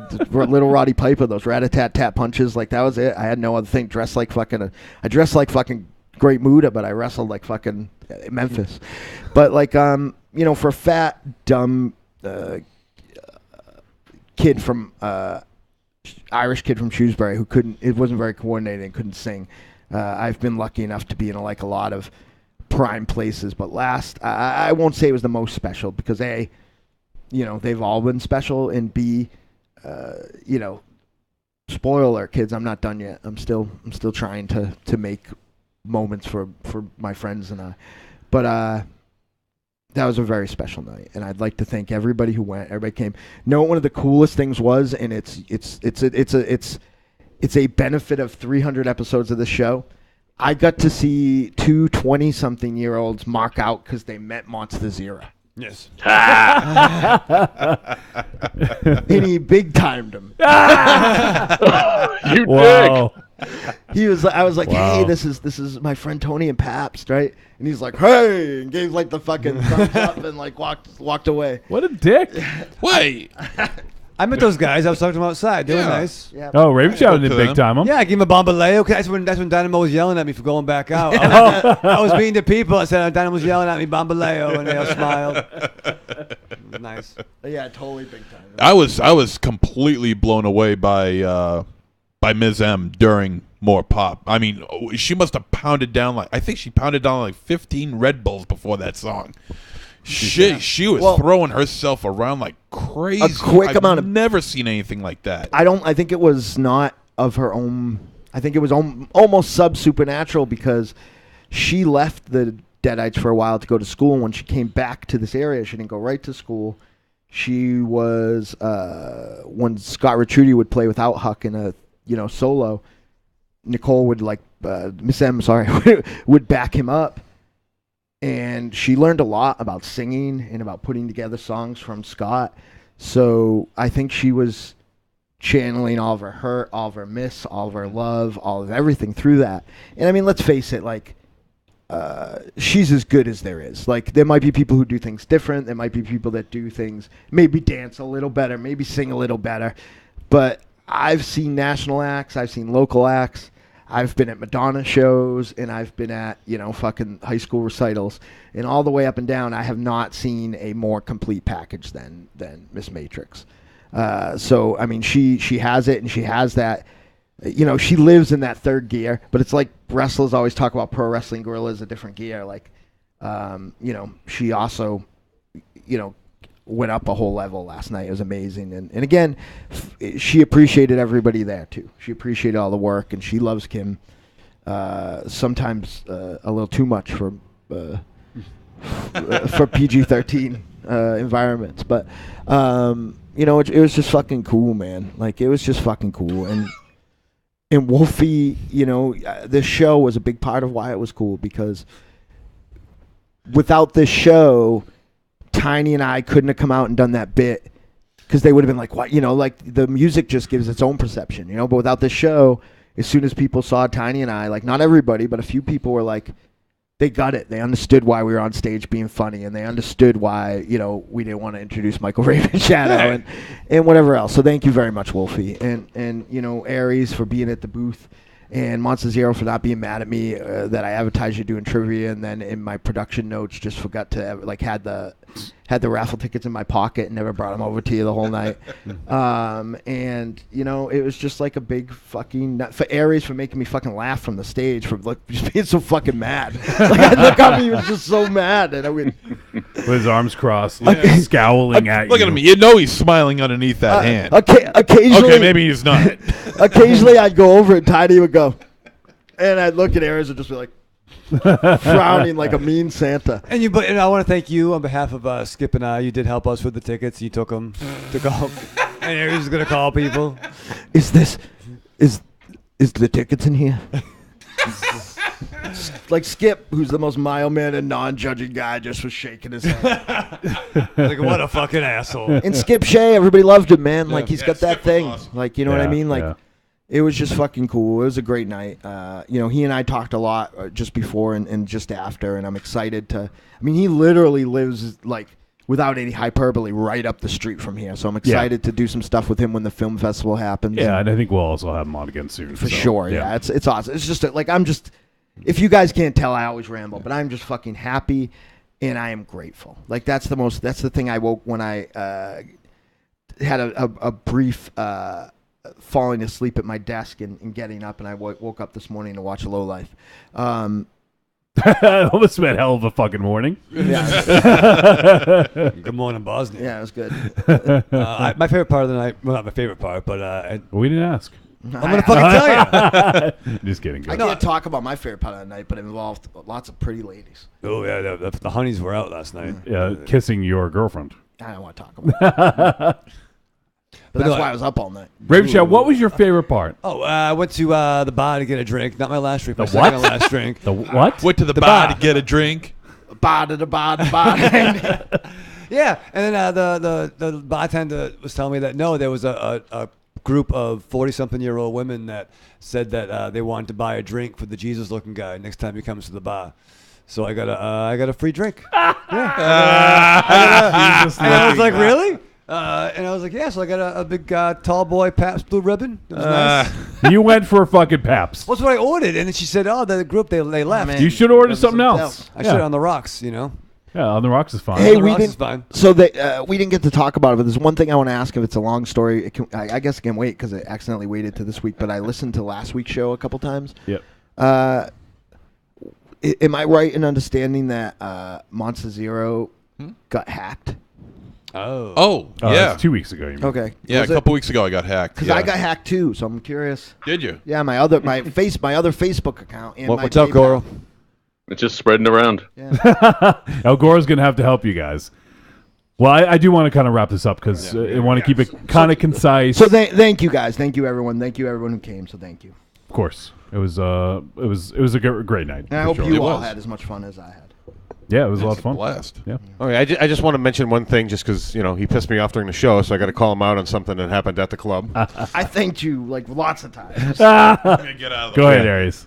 So I'm sitting having a conversation with Mr. Mars and another gentleman, and all of a sudden, up comes a fourth gentleman and just hands him a drink and walks away.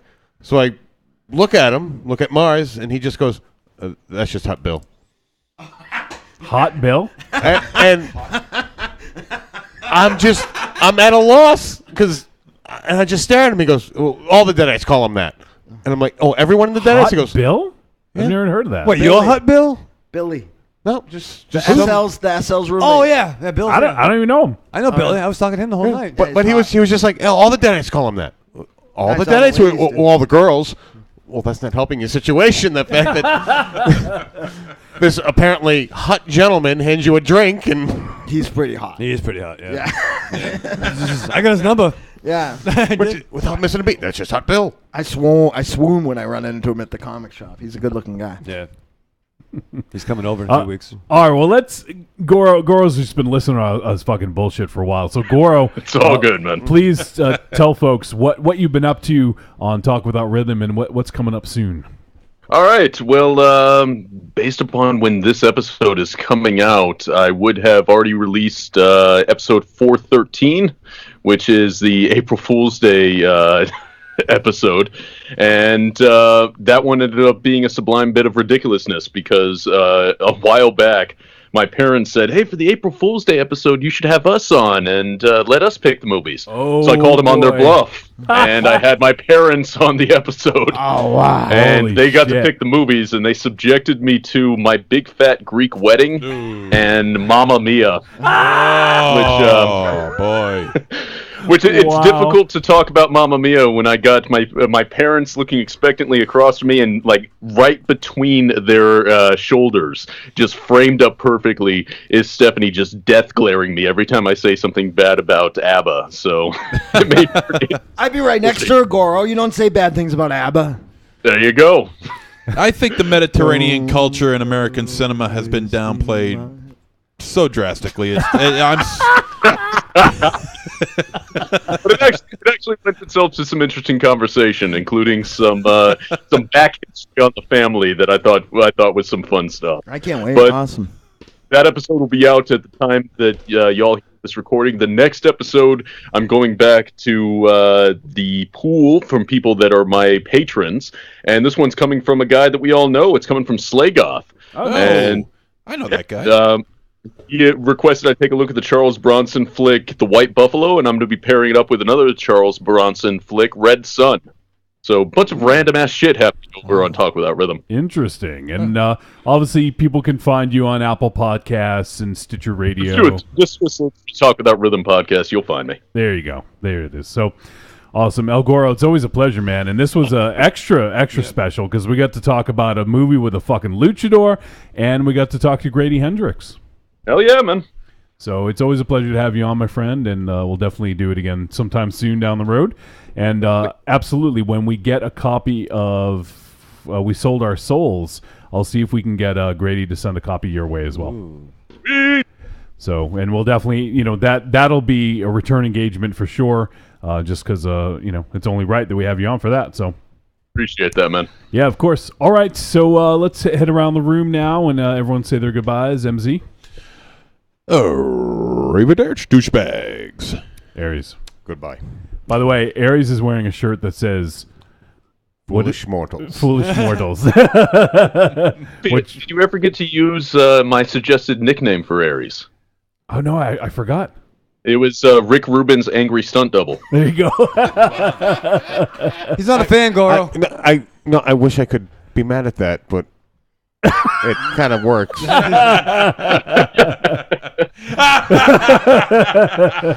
There's a great picture of Rick Rubin right there. Right?